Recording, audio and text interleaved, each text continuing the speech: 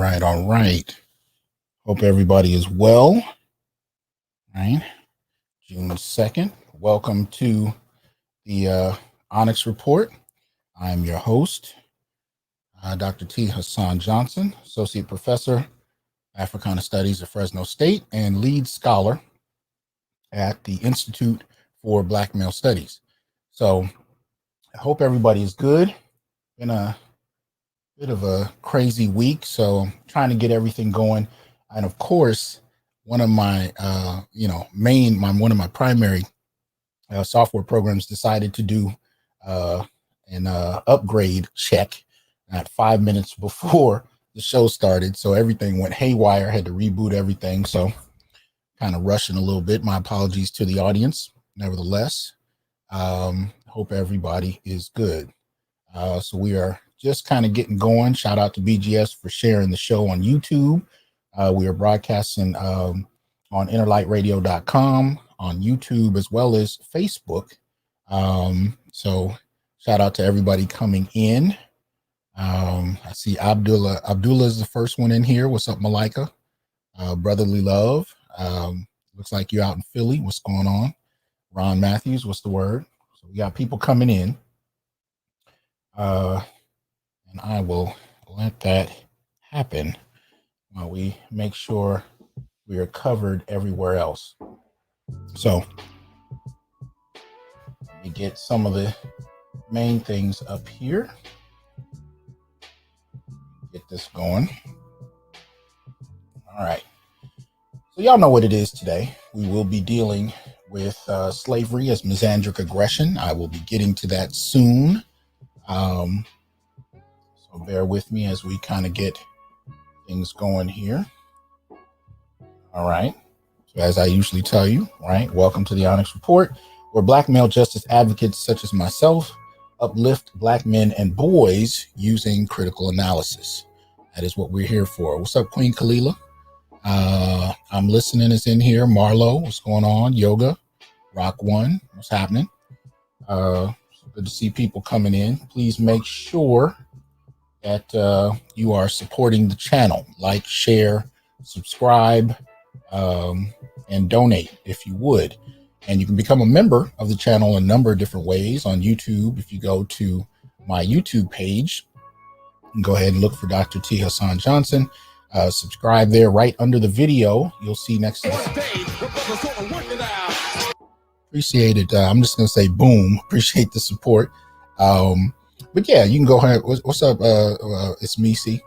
You can go right under the video and please subscribe if you haven't already. Please make sure you hit the button so you can get alerted to anything we're doing. Make sure you join. And there are, of course, a number of different forms of membership, levels of it, if you will. And you can choose from any of those that have listed perks. You can also go to my Patreon, which is listed right here on the page, patreon.com/THJohnson. You can become a member there. You can support not only the Onyx Report, you can also support the Institute for Black Male Studies there. So you can go ahead and do that. Or you can send, Cash Apps, PayPals, Venmos right here during the show.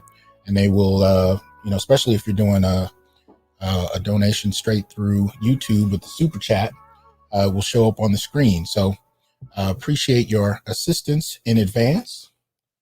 Let's see here. There we go. All right. So we're getting there. Anyway, I'm going to get into some public service announcements. Got a couple of them before we delve into the topic. But let me just jump in where we will here.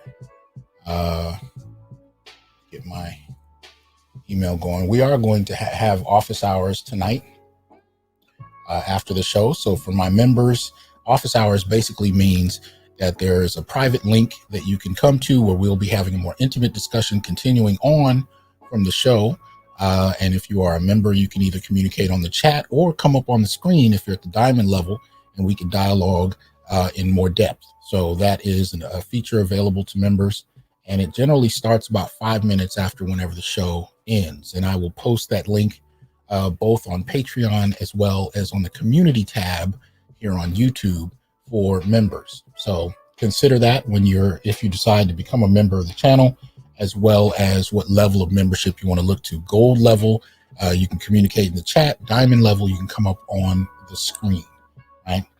So anyway, let's jump into some of these. It's been, if you've been on my Facebook page, there's a lot of heavy material I've been dropping, and some of that I will be shifting into our daily videos. So I'm getting back into the groove of those. I just finished, reading over 500 pages of material I had to grade for students. So I kind of crashed after the semester. At least that's how it's been put to me, that someone said you were burned out on the semester and you crashed. And I can't say they were wrong. I might have slept for a good week and a half right after that. So anyway, I'm trying to get back into the groove, as it were.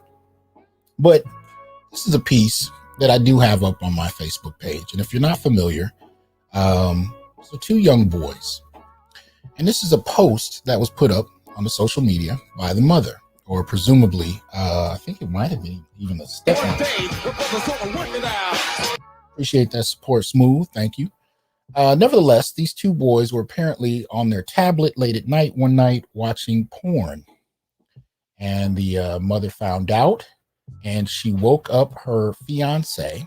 The implication there is that I don't think he's the boy's father, because I think she would have said as much. But nevertheless, she woke up her fiance late one night and demanded that he cut into both their hair, genitalia, images of both male and female genitalia, male on one boy's head, female on the other.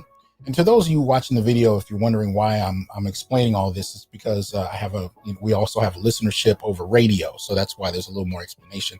Nevertheless, an image of the penis on one boy's head and an image of a vagina replete with a clit on the other. And this is discipline.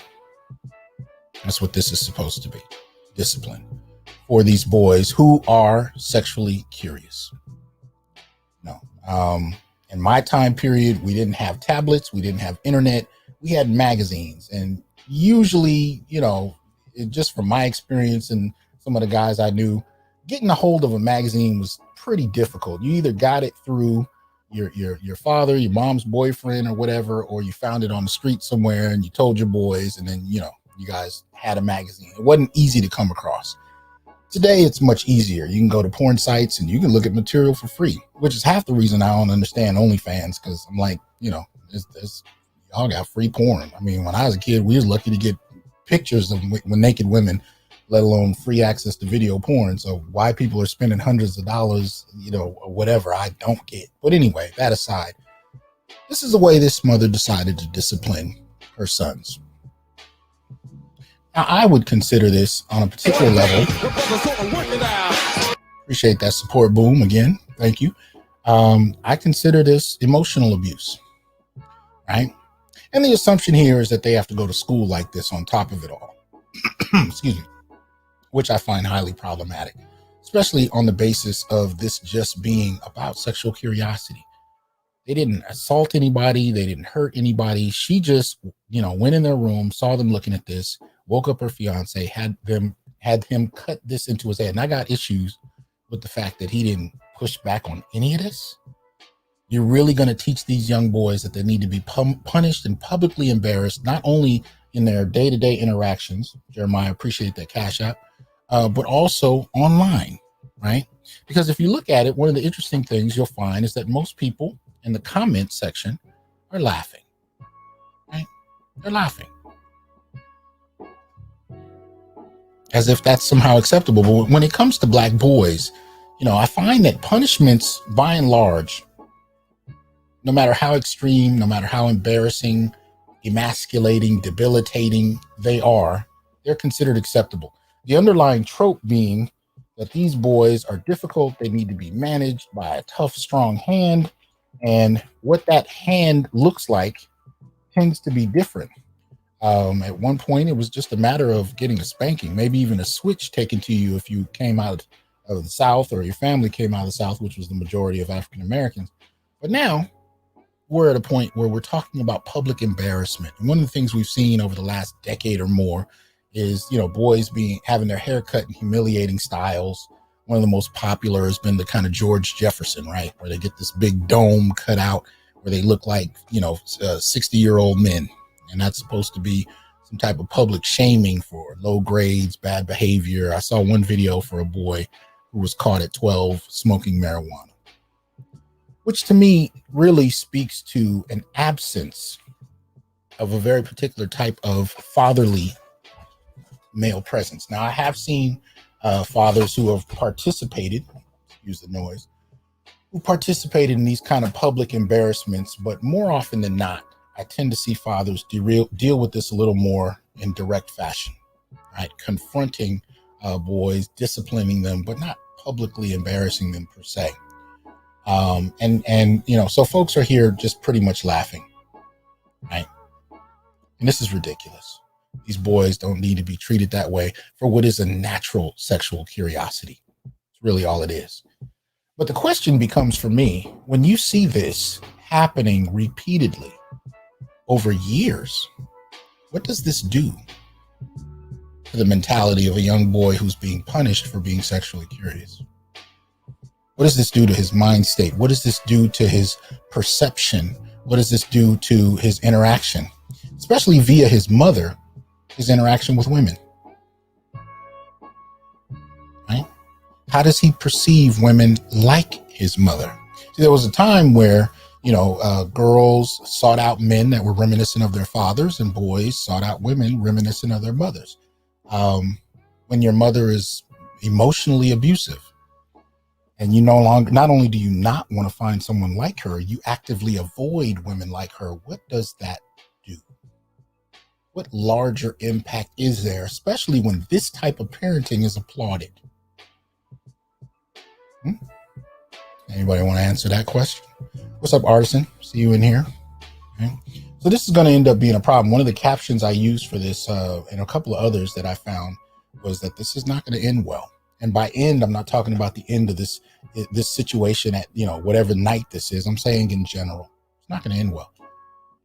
I got a couple of abusive videos that I'm going to post where you'll see this, but it's not even just parents and children, right? We're also talking about intimate partner violence that really, in some ways, kind of extends out of a very similar form of aggression. So I'll talk about that more explicitly over the next few days. You guys will see some of those videos. And of course, like I said, if you're already on my Facebook page, you might be familiar, but I'm going to go more in depth about what I think on these things.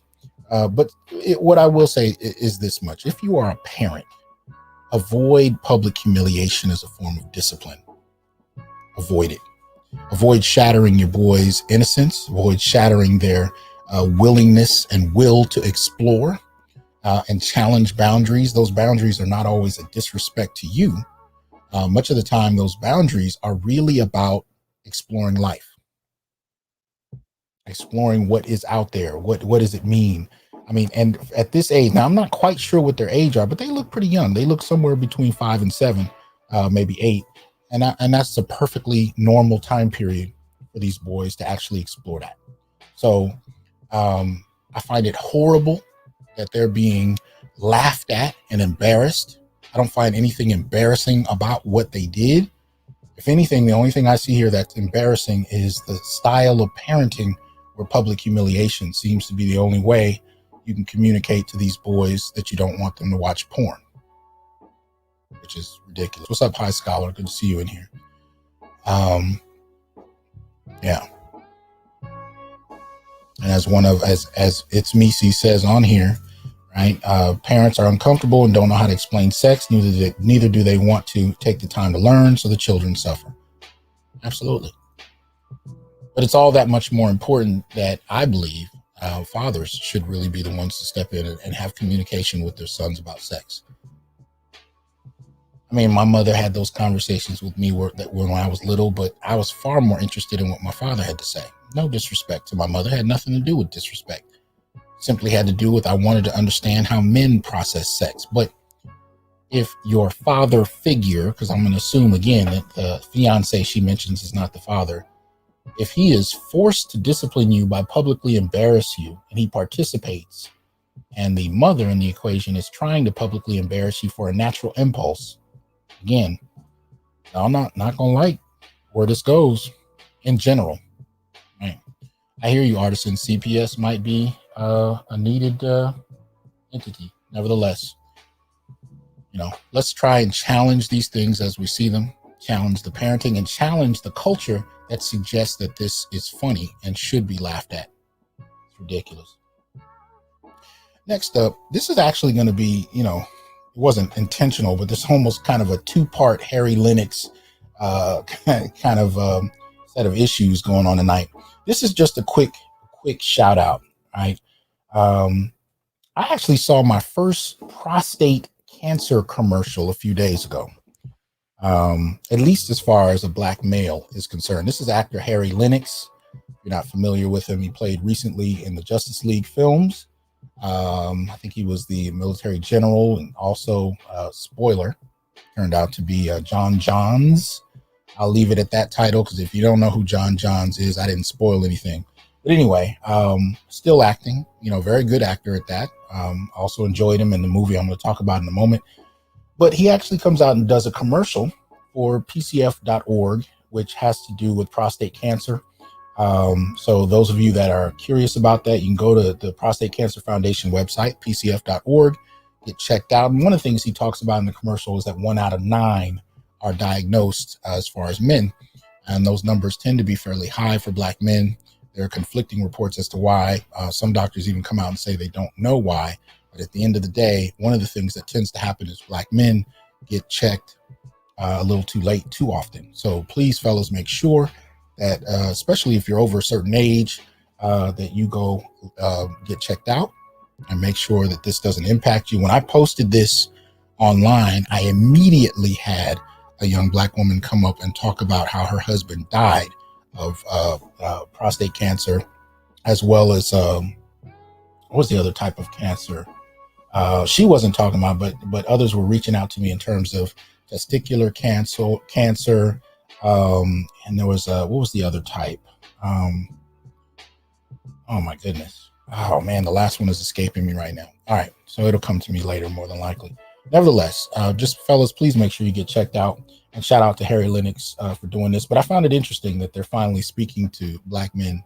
I don't know why it took so long, but nevertheless, if nobody points it out, we need to point it out to each other. This is about survival, really. That's really what this is about, as far as I'm concerned. Making sure we survive. Right. So just a quick shout out for that. Please make sure you are on top of that. Oh, the other one was colon cancer. That was it. So colon cancer, testicular cancer, and prostate cancer. Just be aware, fellas. All right. Now, this will be brief. I'm not going to do a serious deep dive, or maybe, I don't know, it may be a partial one. But anyway, watched this the other night. Hadn't seen it in years. This is Love and Basketball, right? With Sanaa Lathan, Omar Epps. And I remember when this came out, I was actually a fan. I was really, I enjoyed it. I always like seeing beautiful black folk on screen. That's one of those things my generation is a little susceptible to. And thank you, Malika. Yeah. Harry Lennox was Dresser in 5 Heartbeats. Yeah, absolutely. Shannon says her father has prostate cancer. The prognosis is good if caught early. Thank you, Shannon. And shout out to your father. And those of us out there, if you haven't gotten checked, please do so. Because if you have to have it, if it's checked early, all the better. All right. Anyway, so I was watching Love and Basketball. And for those who aren't familiar, and if you're, I don't know how you wouldn't be. But anyway, this was a film. Came out some years ago. Let's see, 1990s, and love story about a young couple that actually starts in childhood. Right. This came out in actually 2000. Okay, so 2000. Anyway, so these two young lovers are basketball lovers, right? And they end up living next door to each other, right around age 10 or 11, somewhere in there is where the story starts. And from there, the whole film is about them becoming adults and going into their, their kind of relationship with one another and all the twists and turns it goes through as they go through life. Anyway, I saw it again the other night for the first time in quite a while, and it was just some observations that I thought were interesting. And I focus obviously on three main men in the film that were all presented as a problem on one level or another. Right. First one you have is yet again Harry Lennox. What's up, officer? Good to see you in here. Harry Lennox plays Sanaa Lathan's father, right, in this particular piece.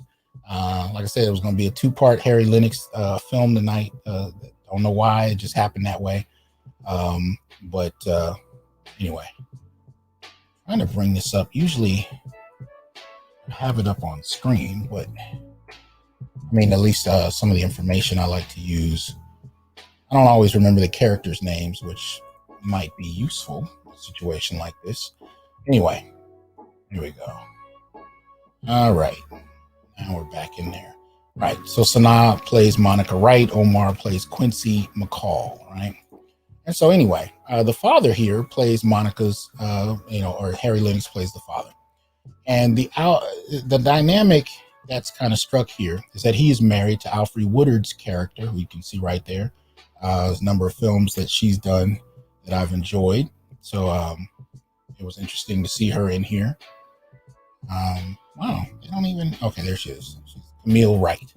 She plays his wife. And the tension between the daughter, played by Sanaa Lathan, and her mother is that Sanaa is kind of the young basketball athlete, and they don't use the term feminist, but there are clearly feminist impulses in this. There's a tension between the two, right? So they didn't quite draw it down the line where the women were all kind of perfect and the men were all problems. You know, there's some tensions between mother and daughter about what womanhood is, what acceptable womanhood is, and femininity. The father in this one, however, is the part I'm going to focus on. Now, he's actually considered, or he's presented to be a fairly good father. He doesn't have an affair that we know of. He doesn't beat his wife or the children that we know of. You don't get that impression at all. He's a pretty stand-up dude from the way they present him. And he works at a bank, right? And they live in this nice suburb right next to a black family where the father is an NBA player and the wife is pretty much a dime piece that marries him. So anyway, Harry Lennox, in this particular image, plays the father, a successful banker. And at the beginning of the film, they're just moving into this suburb. So he's doing well. The mother talks about this later in the film, how she gave up her desire to start her own catering business in order to raise a family, right? Something you don't really see talked about in contemporary media, right? But the tensions between her and her daughter, played by Sanaa, are pretty extreme, and they go into adulthood where Monica is upset that her mother didn't stand up for herself, didn't make her presence more well known. And the example she chooses to use is when her father comes home with a couple of pizzas, despite that she's been cooking all day, and the mother just, kind of backs off. Everybody has pizza for dinner. This was her example, alongside the fact that the mother is not really into basketball and doesn't understand her daughter's obsession with it. But the point being, she's upset that her mother didn't make her presence more felt and felt like she catered to her man too much. Now, this is the brother who, what looks to be in the mid to late 1980s, moves his family into a suburb as a black banker and is highly participatory in the family, as a matter of fact.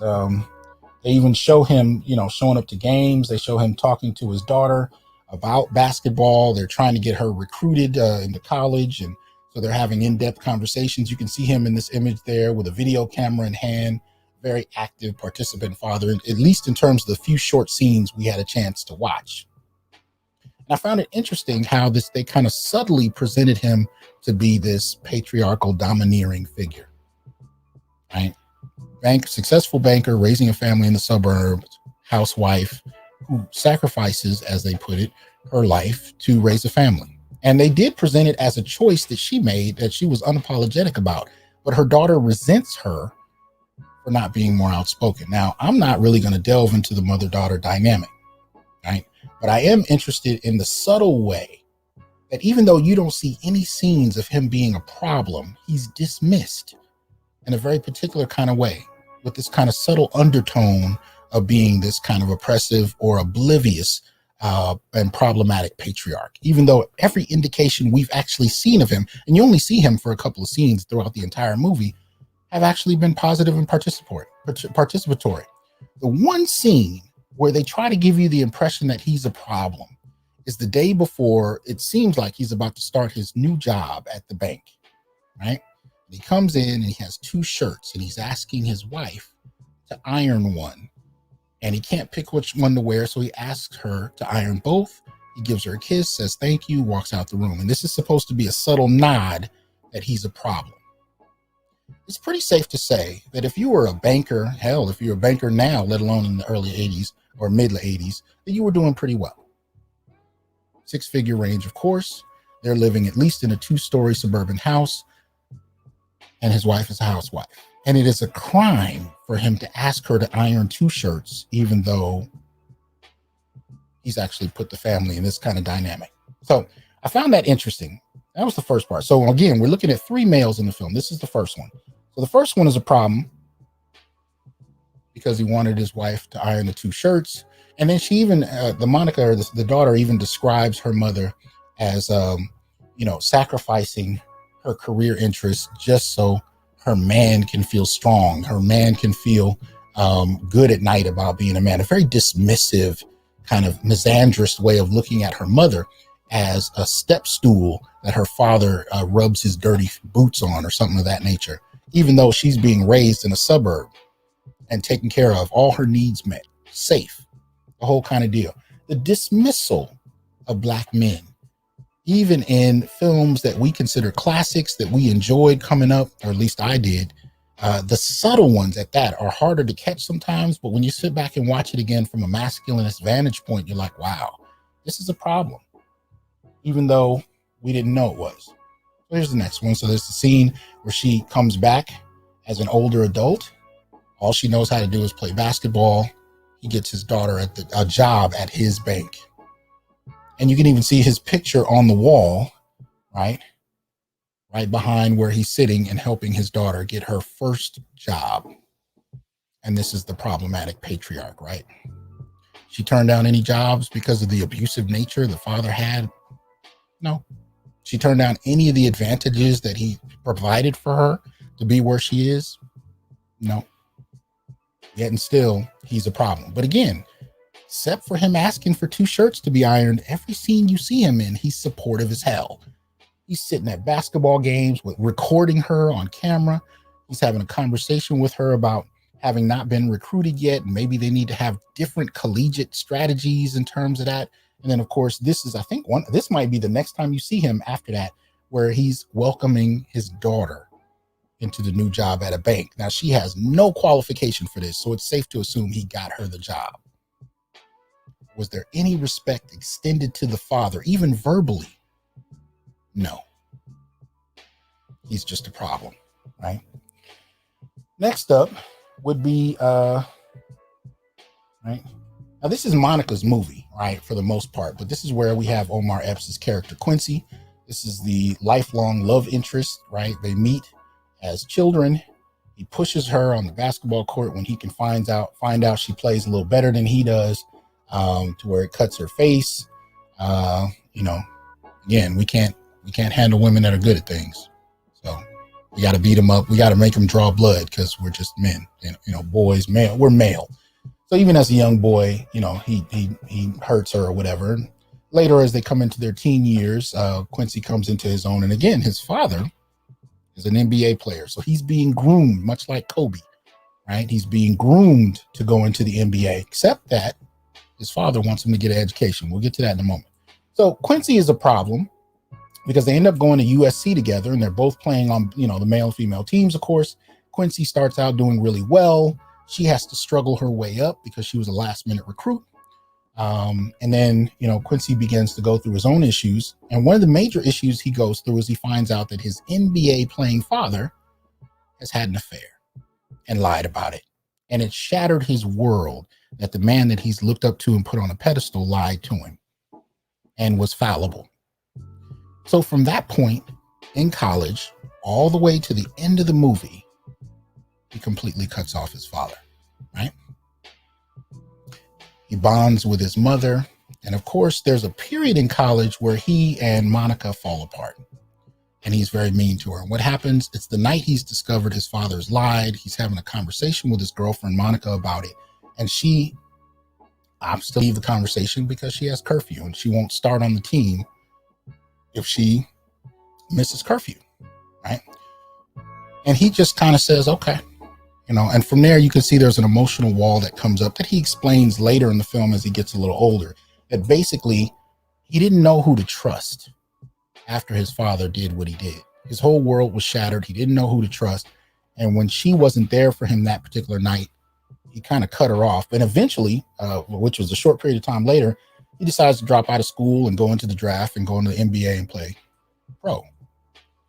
And they don't see each other for some years after that. I don't really think they said how many, but not until later. As a matter of fact, the picture on the right is a young, Quincy in school with her. The picture on the left is after they reunite years later.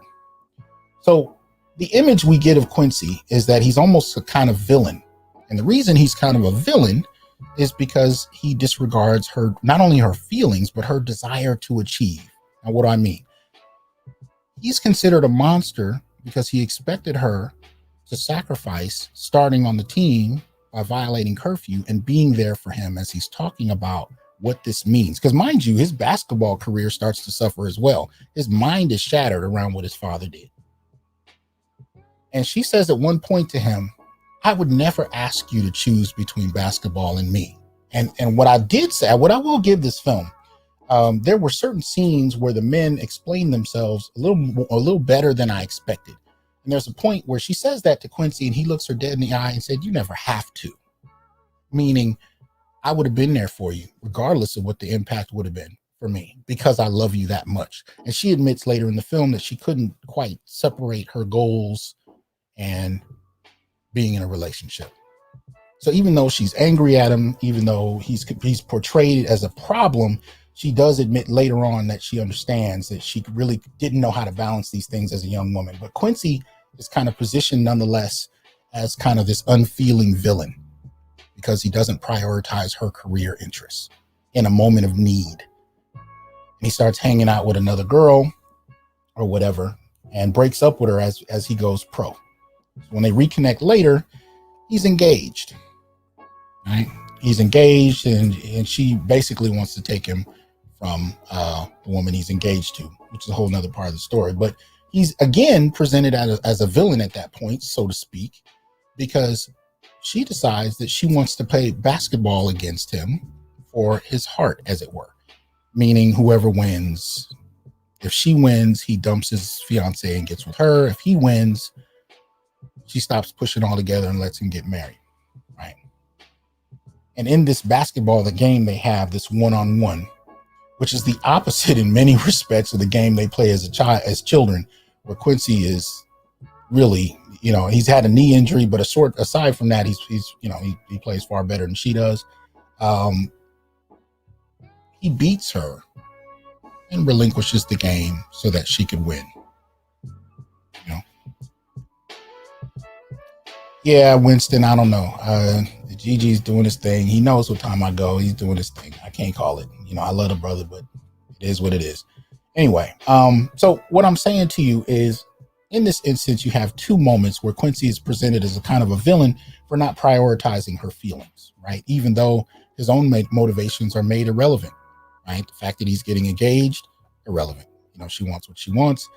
Prior to that, the fact that his world is shattered behind his relationship with his father, but it's about her career. So you have these kind of subtle moments. And the last and most obvious male villain in the film, is Quincy's father. Now, this is probably the most traditional bad black man, figure. And he's played by Dennis Haysbert, everybody knows who Dennis is. We've seen him in commercials. We've seen him in other films. I like the brother as an actor. He plays Zeke McCall, NBA player who is transitioning the end of his career and trying to find some other place to work in the NBA. Right? He doesn't go into detail, but basically he doesn't have a quality education and he wants his son to have that. Now, the way they show him, he's a very hands-on father. right? Hands-on, supportive father. And Quincy, as you can even see in this image here, looks up to him. The look on Quincy's face here is reflective of how the character feels about his father for the first third of the film. Nothing but respect, because the man has prioritized his son. As a matter of fact, this scene that you're looking at, he's talking to a reporter right after his son has finished playing a high school game and is prepping for a reporter to make sure the reporter is there when his son announces what college he's going to. Very hands-on father who loves his son. Now, he and his wife, played by Debbie Morgan, aren't getting along well, right? Because he's having affairs on the side. He's, trying to, parlay his NBA career into something else because he really doesn't have anything after basketball. He's not prepared for anything else. And he doesn't want to go back to school at his age, which is something his wife wants to do, right? So his wife has him followed. Turns out there's a paternity issue from one of the affairs he's having. Of course, the wife is angry and she divorces him. It is what it is. I don't have no problem with that. Quincy, of course, takes his mother's side of the thing. But the part that I was bothered by is for the rest of the film, even as an adult with a child of his own, Quincy completely cuts his father out of his life. This was reminiscent of when I covered the film Fences, where Denzel plays the main character Troy in Fences, right? His mistakes also lead to being completely cut out of the family. And so you kind of have this trope in some Black films, particularly if they're dealing with Black families, where fathers are always meeting some kind of tragic end, emotionally so, or in terms of their very existence, right? Not always, but in many situations, right? Because then you have the whole other alternative narrative. If you look at something like James in Good Times, where the character just dies off screen, right? But there's always a problem with Black fathers. And I think one of the problems we have is we have a difficult time imagining Black fathers in a positive light or in a constructive light, even if being constructive is not necessarily positive. Now, obviously, you have the Bill Cosby and the Cosby Show dynamic, right? And as soon as Bill himself, not Heathcliff Huxtable, but as soon as Bill became a problem, everybody wanted to eliminate Heathcliff, which I found interesting. Cliff was, the Cosby Show was supposed to be eliminated, even though the character himself. So we have a problem with, I think, with Black fatherhood, right? And some of the imagery that comes with that. And it actually might even tie into our subject later on tonight, when we're starting to talk a little bit about Black men during slavery. There's a problem of imagery. There's a problem of narrative, and we do not know how to do Black men well. They are constantly making these dire mistakes that hurt everybody around them. But my problem is not the mistakes they make. My problem is twofold. On one level, no other characters make significant life errors the way Black male characters do, when we all make them, right? So you see fathers cheating on their wives. Do we see films too many? How many films do we see where the mothers are cheating on their husbands? Right? We don't see that. Especially if it's just, if the father's already done it, we pretty much can presume that all the other characters, especially the women, are pristine and perfect. And that is the case in Love and Basketball, right? The mother really doesn't do anything wrong, right? There's no problems anywhere else. The problem is strictly him. The other part that I have a problem with is not only that the other characters tend to be perfect and the males make these dire mistakes, but that they're completely and permanently excised from family and there's no forgiveness. Part of the reason that we're pushed to forgive in real life, if we have any degree of spiritual maturity, is that we all make mistakes. Right? But when it comes to Black fathers, particularly in film, there's no forgiveness. But in this instance, there wasn't even any forgiveness from his son. Now, one of the things that Zeke tells his son is, look, when he's having a conversation with his son, and he says, look, you know what? I lied. I apologize. I only lied to you because I didn't want to see the look on your face you have right now. He said, but what I want you to understand, because it was pretty inevitable that his son was going to go to the NBA, right? He said, I want you to understand, when you're playing pro ball, there's 100 women at each game. And long story short, room at a certain point, and he says, after a while, it just becomes part of the game.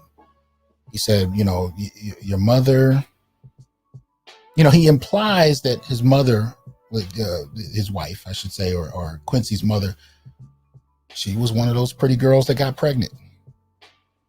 And Quincy was like, are you trying to say that mom trapped you? Which really, that's what he was saying.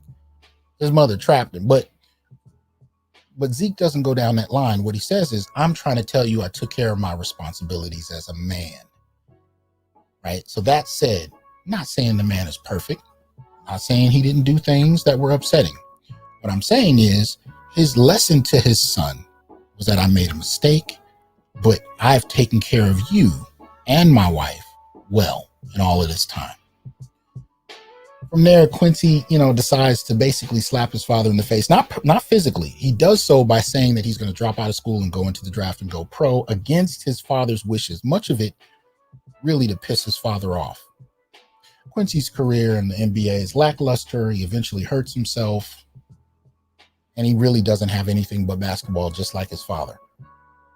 And on the night his father comes to his hospital room to talk to him after he damages his ACL, he rejects his father again. And at the end of that conversation, he says to him in tears, why couldn't you be the man you kept trying to make me into? And his father said, I'm sorry, son, I couldn't. But that is the burden of fathers. That's the burden of fathers. We try to provide our kids, but especially, and when I say especially, I don't mean more so than daughters, but I am saying in a particular way, it's easier to see our sons as an extension of who we are. And we're trying to give him what we didn't have in hopes that he will go further than what we have. See, the goal of the father is to make sure that your son supersedes you in every way, at least those ways that are constructive to him. Now, I would say for all his faults, Zeke was an excellent father that at the very least deserved to continue to have a relationship. Now, there's a difference between the relationship a boy has with his father and a grown man has with his father. And I think that this film could have showcased that. A fallible father, a son who understands his father's foibles and yet accepts him as a man because he understands how easy it is to fall into those same foibles, especially as a young NBA player himself. Now, he may have become the kind of person that would never do to his wife and his family what his father did because of what happened. Either way, lesson learned from his father. But his father was to him for most of his life something very special. And the film did not take an opportunity to revisit how a son and a father can reconnect. Now, I'm saying something here because this, I've gone through something similar. It took years for even myself and my father to reconnect. And we did. It took a long time. My parents divorced when I was 5. I had all kinds of anger issues at a young age because of that. And a lot of it was misdirected at my father because I was only given bits and pieces of information about what was going on. It took years to reconcile what wasn't told.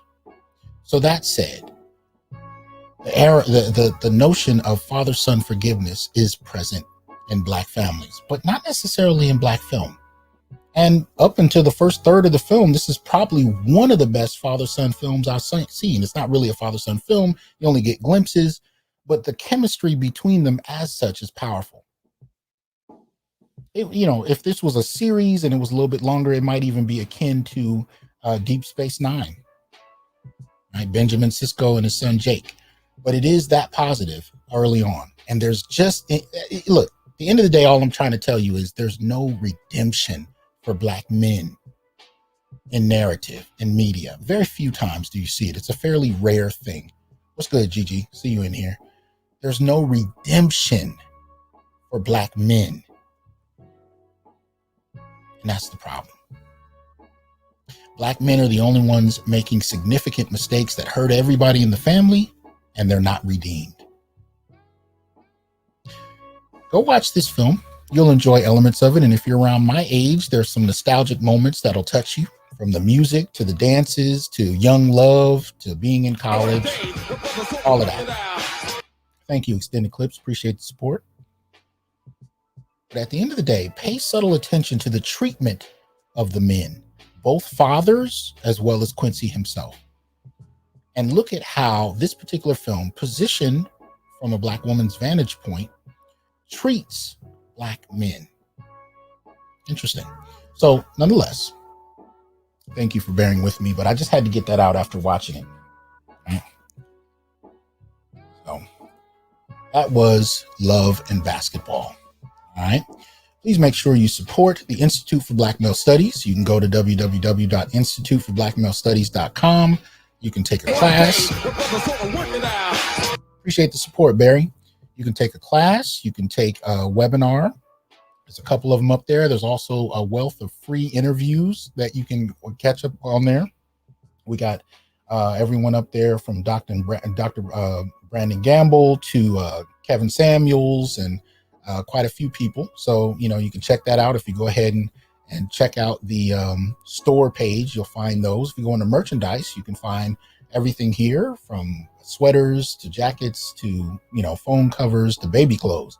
But check out the Institute for Black Male Studies, support it. You can also do that on my Patreon page as well. And we'll go from there. So appreciate that. Yes, Scott, I did watch Concrete Cowboy. That was an interesting one as well. Yeah, I might need to talk a little bit about that as well. So anyway, thank you, Malika. Appreciate that. Let's delve into it. And I'm going to start this by showing a video that a good colleague of mine was kind enough to post some years ago. And I haven't found too much like it. But let me go ahead and share it. Now it's only a few minutes long, so I think we could actually watch the bulk of it. It's only about 4 or 5 minutes.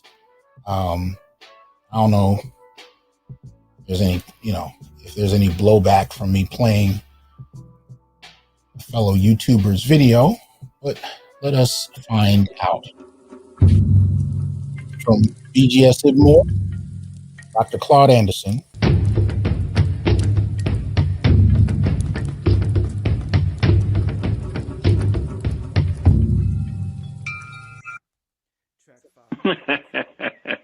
Let me take about 3 or 4 minutes just to laugh to myself, because you just asked a critically important question, and your theme for today, fork in the road.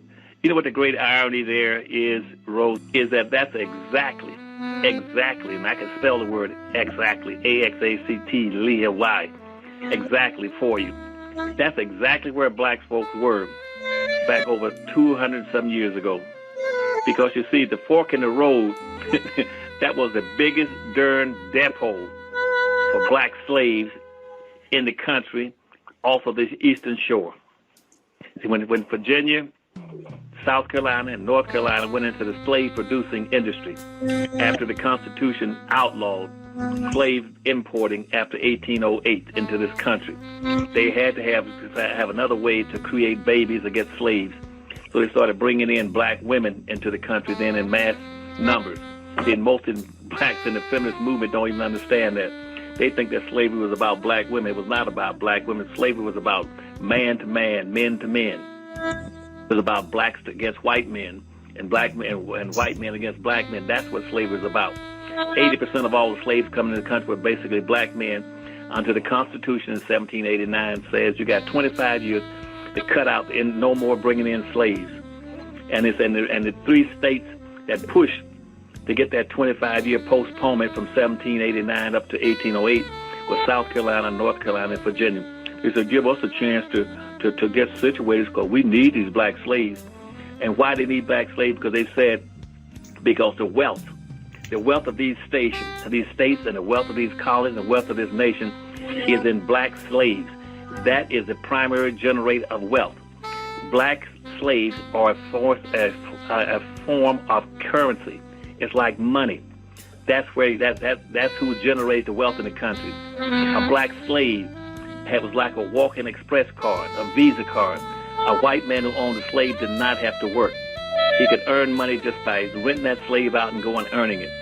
And so South Carolina, North Carolina, and Virginia, they started bringing in black women in here so they can impregnate them and started getting babies free, where they were paying about $25 or $27 a piece, getting them off the coast of Africa, then trying to sell them for $800 and $900 at about a 1,500% profit margin in the United States.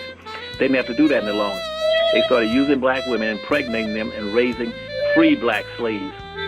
But once they raised those slaves, they then had to take them across the country. And the biggest depot for receiving them was called a fork in the road. That was in New Orleans. New Orleans was a fork in the road. They make those blacks walk from Virginia, South Carolina, and North Carolina, all the way barefooted, in chain, all the way to the fork in the road in the New Orleans area. And it's sort of ironic that with the whole enslavement process and the marches across America to the fork in the road, that the fork in the road has not changed. Why no older? Black folk are still marching, still going someplace, still in chains mentally, and still winding up producing wealth and income and enriching other people. Black folk have enriched every religion, every ethnic group, every culture. They've enriched in every nation. They've enriched everybody on the earth but themselves. They are the primary engineers of wealth. The wealth of this nation was built on the backs of black slaves and Indian land. And that is the primary generator of wealth in America. And our people have never fully understood that.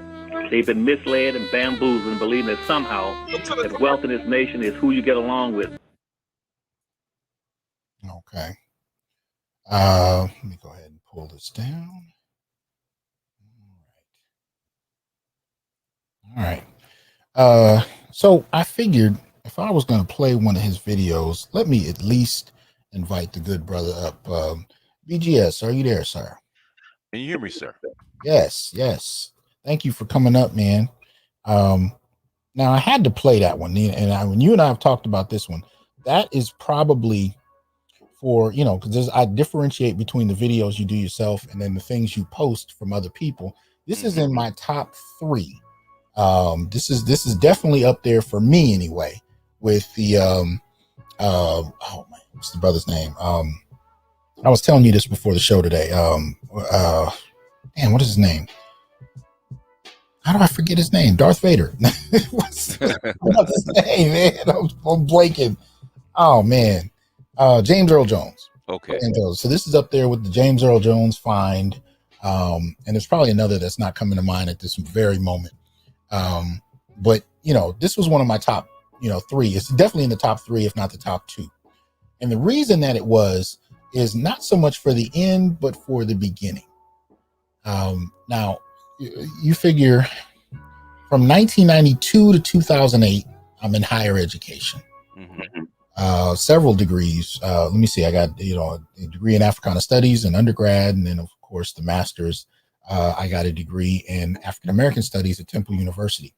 At no point in that time period did anyone disaggregate the data as far as gender on slavery, right? That was never something that was done. The narrative was always that we were taken as men and women, right, roughly to the same degrees. And think about this too. Think about every movie you've ever seen on North American slavery. Yes. Almost always presented in equal numbers, right? Yeah, 50-50.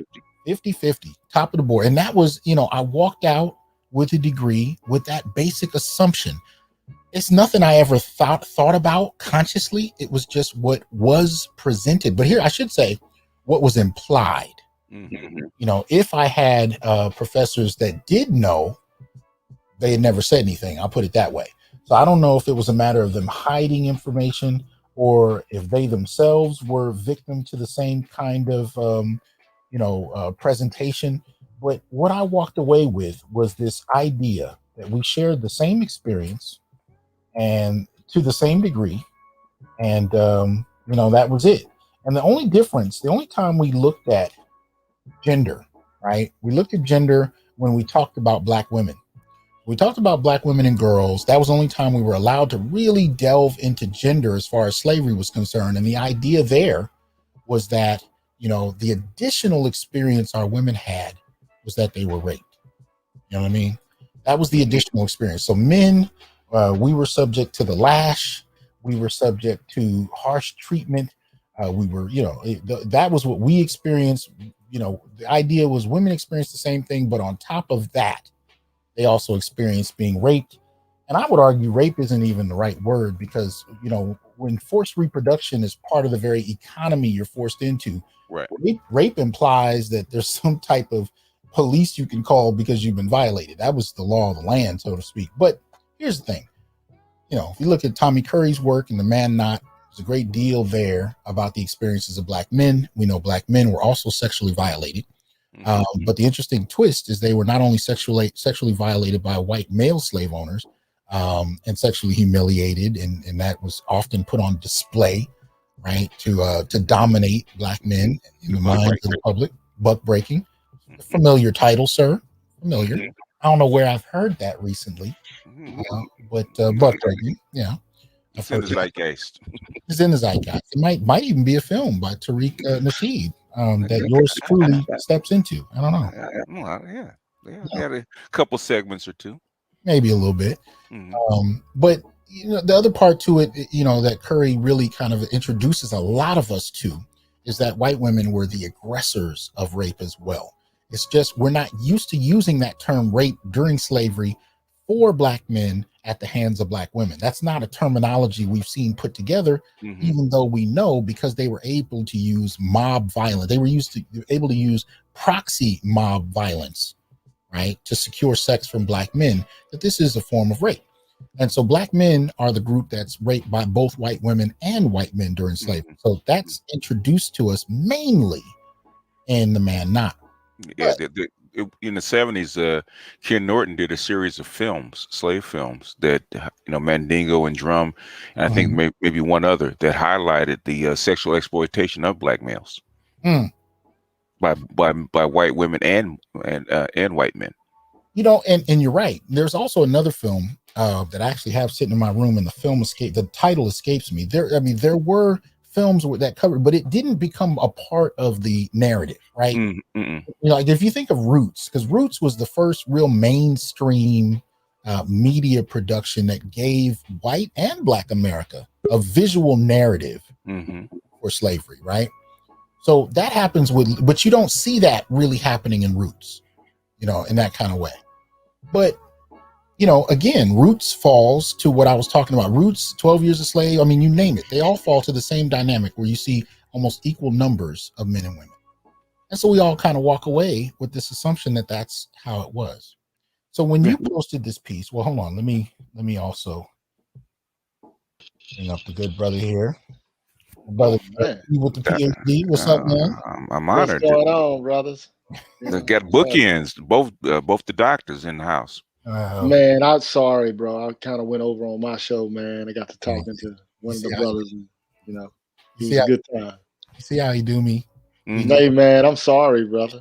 I never missed Dr. Johnson's show. I had to duck out, man. They're throwing blows in there, man. Hey, you and Marcus just took my time, boy. Damn. But yeah, man, this is a great topic. I never was taught that the vast majority of slaves were black males either.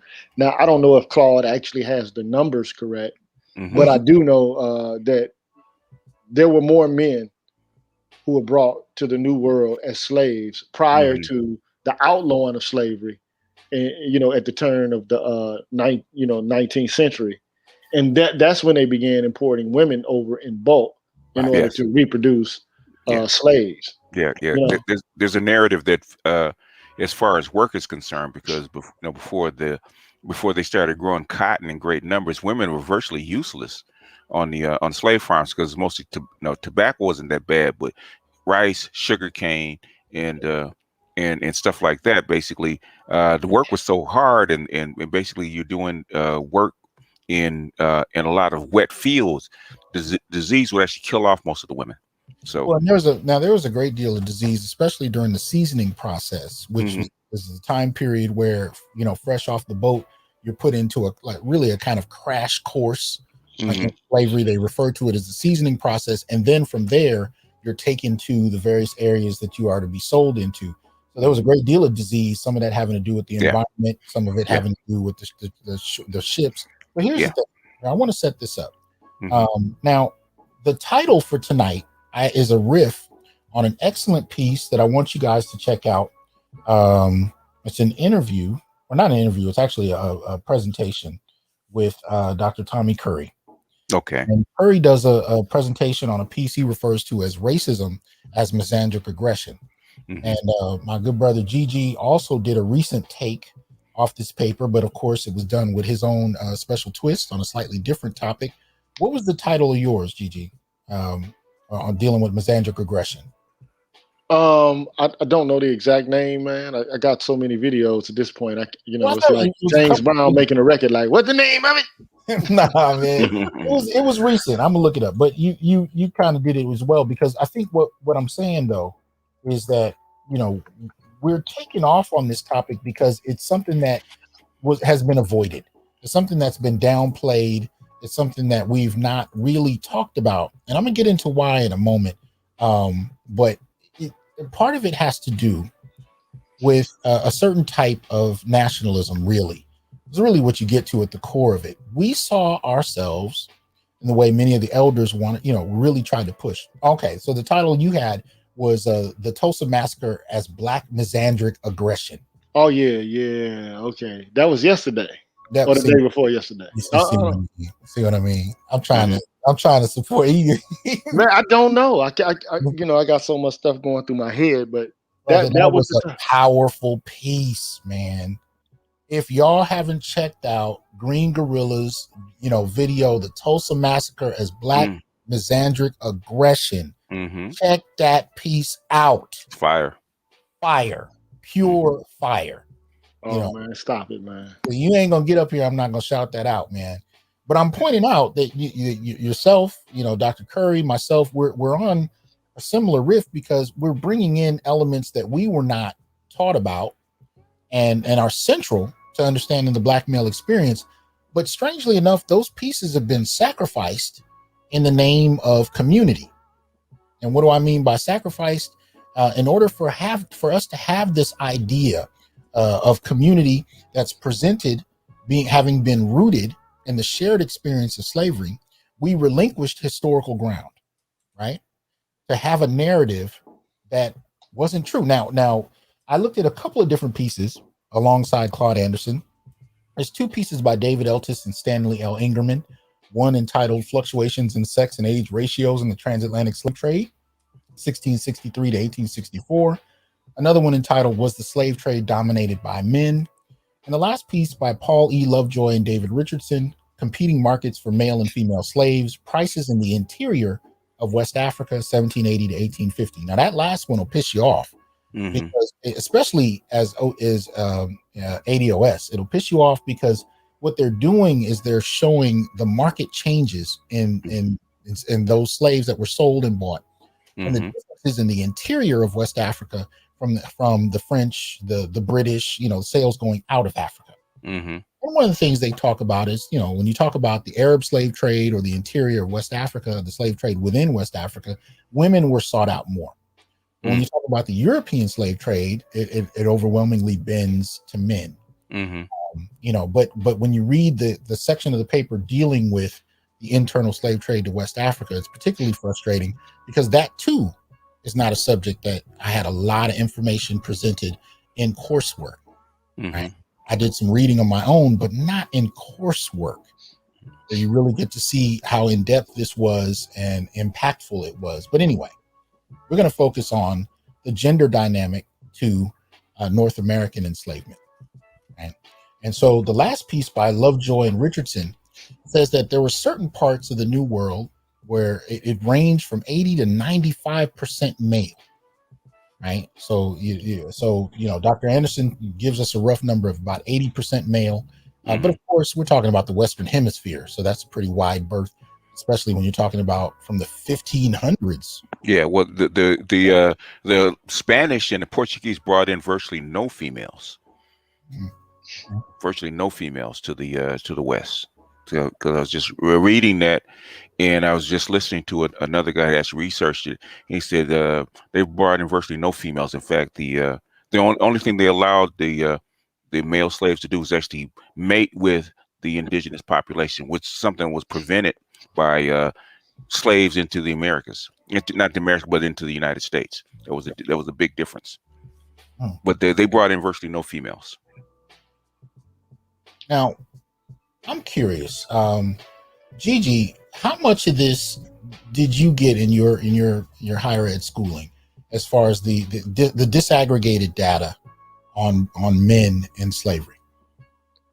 Zero.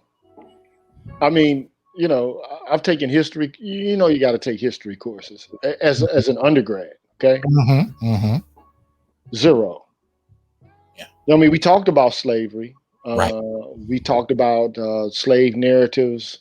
We talked about Reconstruction. We talked about Jim Crow. We talked about moving on into the '90s, the new phase. After post civil rights, Black America. But we never had a conversation about the demographic makeup of slaves.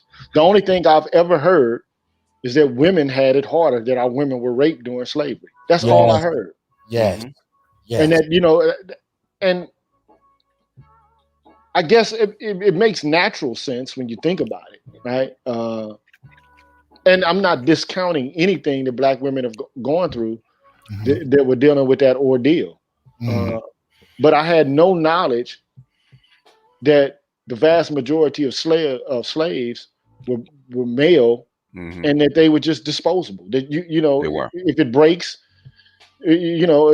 kill it and get another one. Get another one, or work it to death and get another one. Because the average length of a slave once they brought it especially to the islands, was about 6 to 7 years before they died.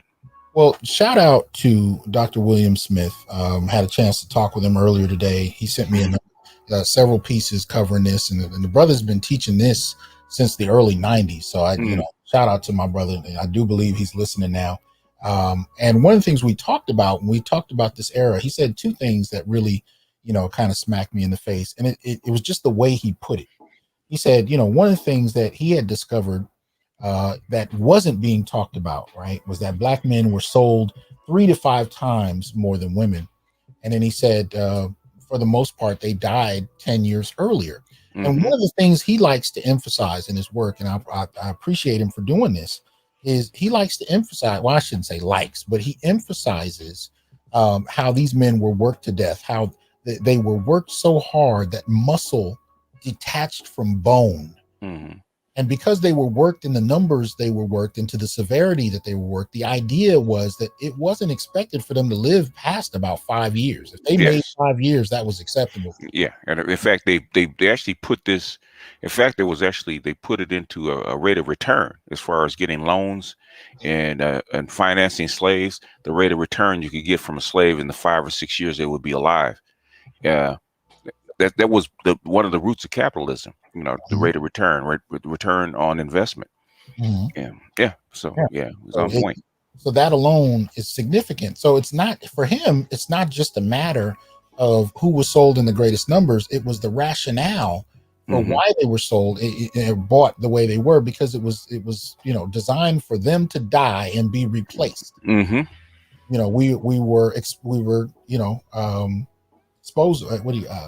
fungible, disposable. Disposable. Thank you. Disposable. Yeah. I'm also trying to find this piece that I teach from, but I'm not finding it at the moment. But anyway, so I'm looking at this and I'm really trying to grapple not only. There he is in the chat. What's up, Doc? He says also insurance policies. Get it? That's what's up. But see, but for me, the issue is not only that it happened and not only the brutality of it happening. To me, it goes back to the flat blackness of it, where we sacrifice historical accuracy for the sake of making an argument that gets weaponized by the time we get to Black feminism, right? Because Black feminism makes the argument, and we see early underpinnings of this with people like Sojourner Truth, when she talks about Black men shouldn't be the ones to get the right to vote because they're just going to dominate us and so on and so forth. These kind of narratives that we hear really revisited with the rise of Black feminism.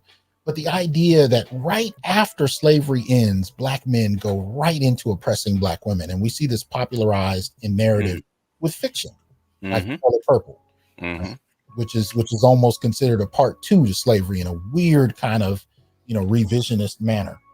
But the flat blackness I talk about is the way in which the historical memory of slavery, right, is flattened when it comes to gender as it pertains to anybody but Black women and girls. And when it accounts for Black females, then all of a sudden we have this whole offshoot that is considered the only viable gender narrative for slavery.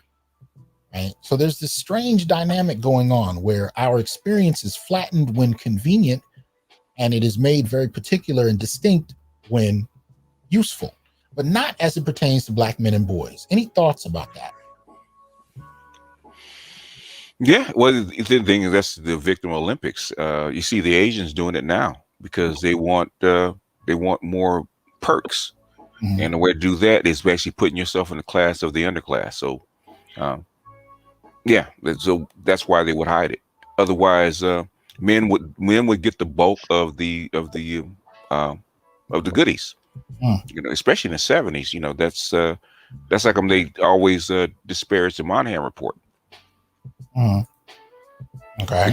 Because the whole thing about equal opportunity was actually for Black men, so Black men could be, assume the not only control but also responsibility of the Black family, and Black women killed it.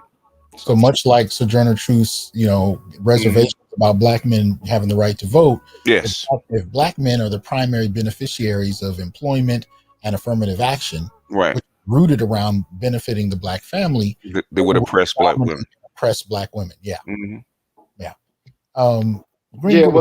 Any thoughts about it? Yeah.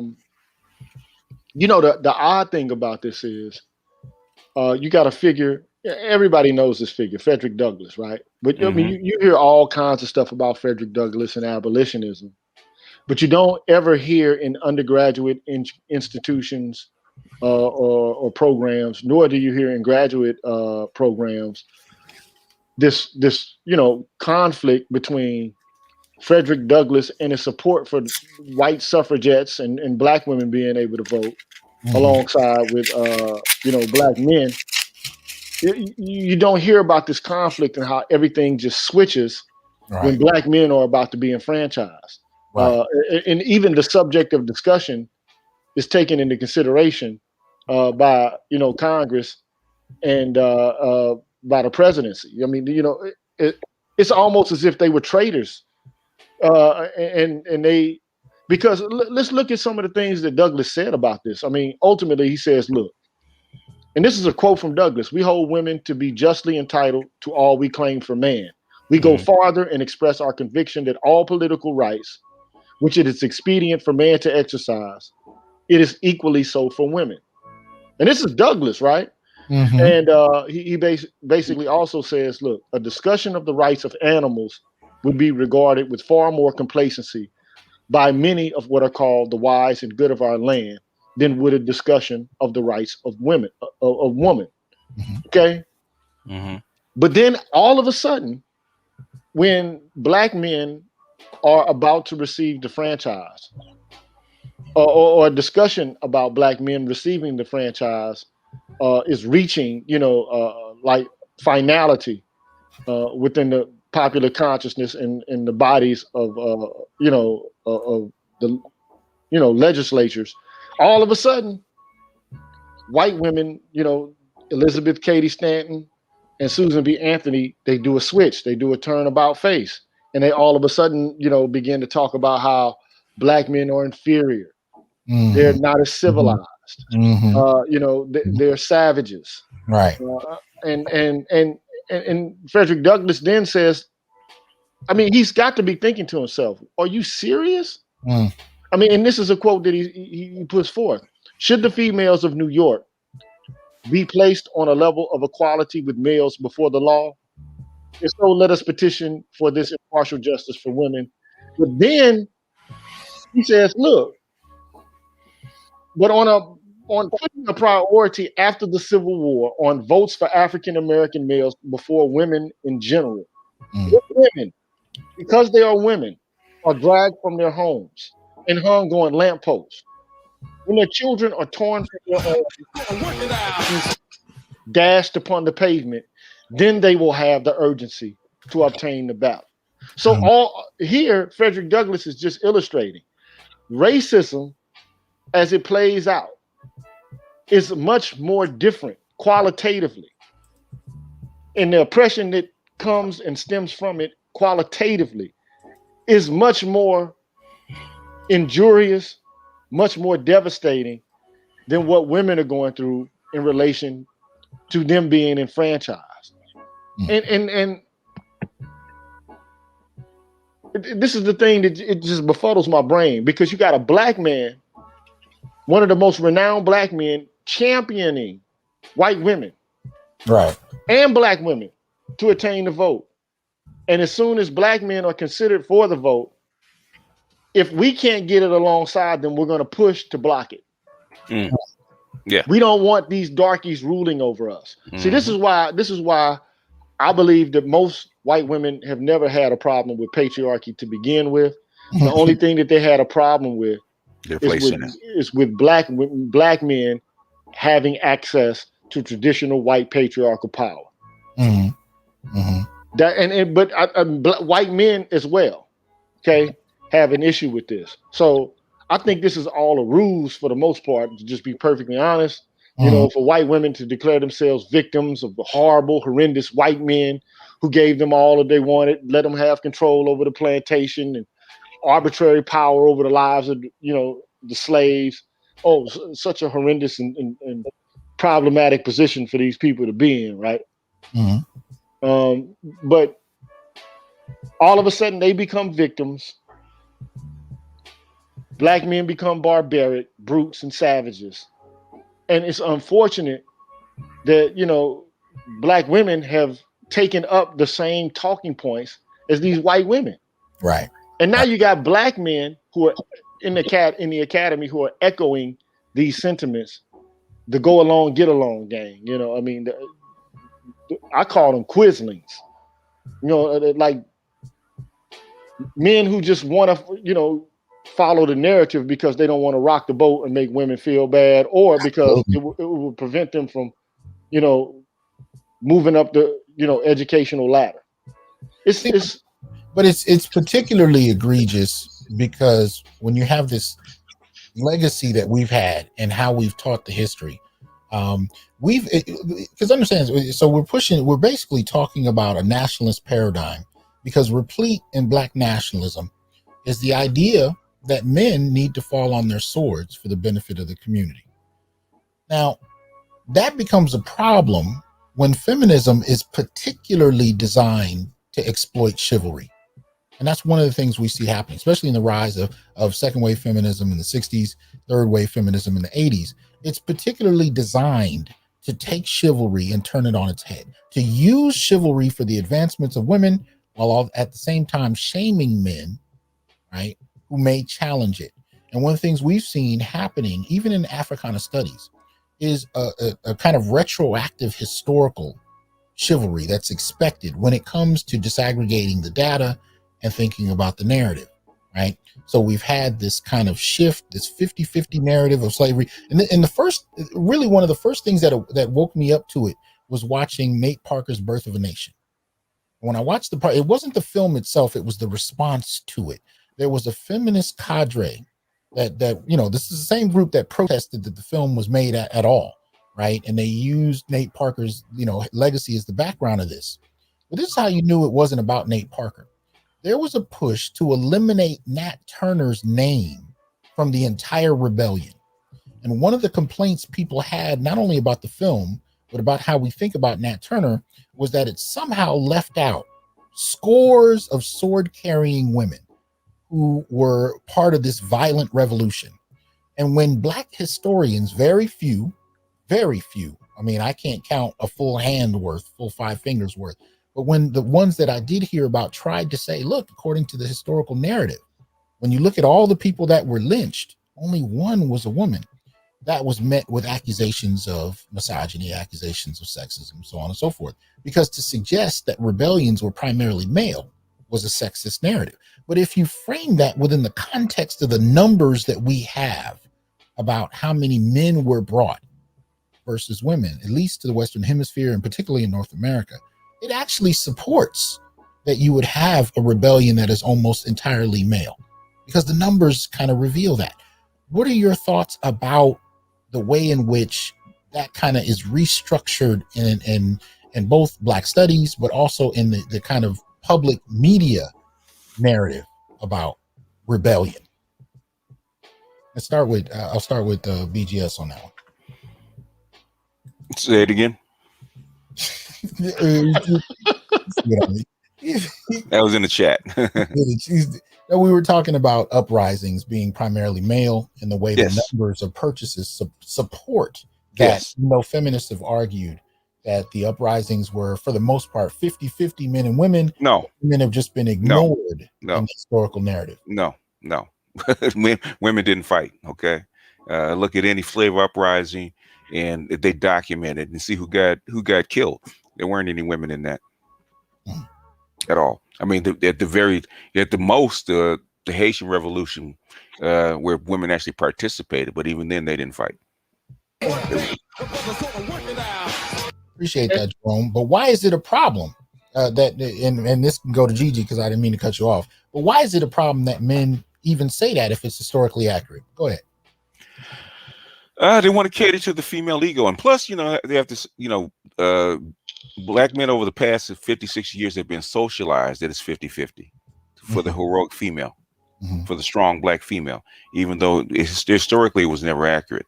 So I don't know why it gets ignored. I don't know why this narrative keeps getting pushed out. But it is what it is. That's something that's in the purview of you guys, because you guys are the teachers. You guys have to, you guys are the ones that have absorbed this information and give it out. So I'm sure there's politics that go along in the academy, just like there's politics and that kind of stuff every place else. There's a narrative that has to be pushed. And if you look at just the Nat Turner Rebellion, how many women were in the Nat Turner Rebellion or the Vimardisi Rebellion? Very large rebellions. How many women were actually involved? I've never seen the names of any women being involved in it. Well, like I said, when you look at the list of those who were lynched after the Turner Rebellion, there's one woman listed. And that wasn't necessarily to suggest she was involved, because we know they lynched quite a few people just because the rebellion happened. Yeah. It wasn't just a matter of lynching the people that were involved. They actually didn't know who was entirely involved. So that was part of it. But Gigi, any thoughts? Yeah. Ever since the advent of second wave feminism, there's been, revisionist history going on where people will go back to earlier events and typecast them as, in their normal historical account, as being somehow misogynist because it doesn't detail or it renders invisible the contributions and the participation of women. And look, I don't have a problem with making objective and impartial accounts of women's contributions to insurrection, exactly, to bringing it to the fore, right? But I mean, going back and lionizing women for what they didn't actually do or had the power or the agency to do given the circumstances is ridiculous. And then again, like you said, Doc, and what BGS said as well, like we've had 60 years of conditioning to be quiet, to go along and get along, to not say anything, negative about Black women and their claims for visibility.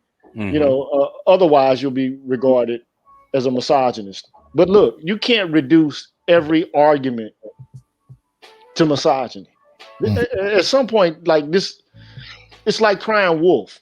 You can cry wolf over and over and over again, but at some point it becomes ineffective and people get tired of hearing it.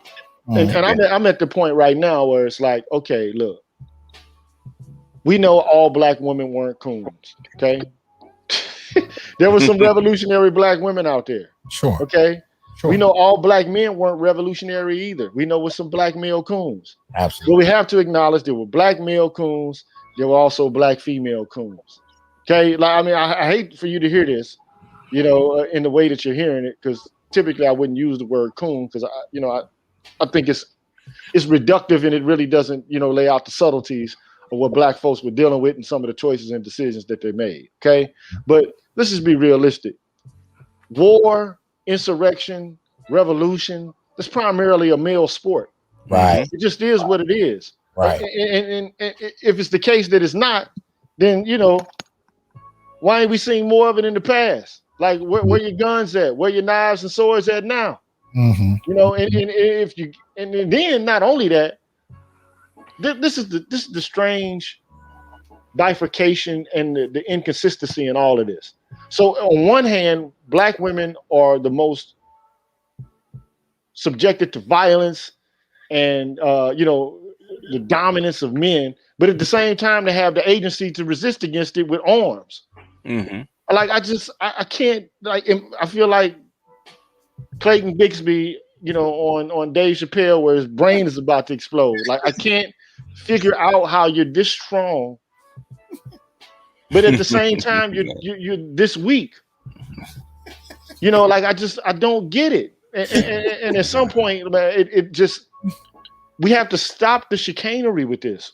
Like, we're not discounting the contributions of black women. I believe black women have been insurrectionists. Okay. But let's just tell the truth about this, man. Right. You don't have to include yourself in every narrative in order to prove your worth. You don't have to be everywhere in order to prove your value. You don't have to be doing the exact same things modally as men to demonstrate your worth. You just don't have to. But that's part of the reason when I talked about this last piece that I looked at from Lovejoy and Richardson, Competing Markets for Male and Female Slaves, right? Places in the interior of West Africa. One of the things you can find out right off the bat as to why you likely had far less, female-led rebellions as people may be comfortable with is they just weren't here. No, they weren't. Sold to greater degrees into other slave trades. And that's when I teach the slave trades, I talk about the African continent being victim to multiple slave trades at the same time over centuries. And so women were just not really taken to the Western Hemisphere to that degree. And a lot of the women, if they were taken, slaves, never made it to the boats. They were either pregnant or they were sold off as wives on the continent. Most of them, I would say like 90% of them never made it to the boats. Well, when I was at Elmina Castle, that's what they said. They said the vast majority of women that were taken and were sold never made it to the boats. Damn. To be shipped off. Well, I do want to add as an aside, if you get a chance to really look into this, one of the things that'll kind of throw you is, the description Lovejoy and Richardson give to the scrambling to acquire slave labor. And they talk about the breadth of places into the interior of the continent by which they pull people. And one of the things that highlights for you is that, by the time you start talking about a population in North America, we are coming from so many different places across the continent, different languages, different cultures, different orientations. And one of the things that I was taught when I was first brought in Africana Studies is that we as African people had one culture. That was the narrative. So men and women were here in equal numbers. We had one African culture, one African people, end of discussion. And that was something that I held to for a long time until I started to read through. I'm like, okay, we really didn't have a sense of continental, identity at the time period, but we were taken from all kinds of different places, different cultures, different languages. We were thrown together. There were virtually no women. There were, I've even assigned homework assignments where they talk about, marriage and interaction between African, Native American, and white indentured servants on plantations. But again, when you add the subtext of the absence of black women, who's actually mating with who? You know what I mean? So when you start to look at the details of this, it's like, we have done a great deal to maintain a very particular type of black identity. And I get why we did it. I get it. There was this sense that we needed to come together. And so we have these kind of narratives in place that protect this, but we were not prepared for the weaponization of it, particularly by feminists. And one of the things it kind of leads us to is a bit of a problem as it pertains to not only historical accuracy, but how to address this weaponized kind of feminism. Recently, and I think O'Shea covered this in one of his recent shows, might have even been today or yesterday. He talked about a post by Boyce Watkins. And Boyce Watkins was talking about how we need to pedestalize Black women. Yes. Now I'm looking at this history. I'm looking at the relatively low numbers of women, but the ways in which we inject them into the historical narrative so that we can all, we can all feel like this is the same kind of thing. Mm-hmm. And then I look at this push to pedestalize, and this is not new. This is not new. I come out of the nationalist community as well. This is something we've, again, I said this earlier, we've been taught to fall on our swords as men a lot as a feature of Black male identity. You were a good man if you fell on your sword. You were a good man if you prioritize women above yourself, so on and so forth. You have to make up for the getting Black women enslaved without fighting for them. Now, I think it's something deeper going on there. Look, white women. We have been held accountable by Black women for slavery. And this is true. Yeah. So all of that is true. But I think there's something deeper going on here.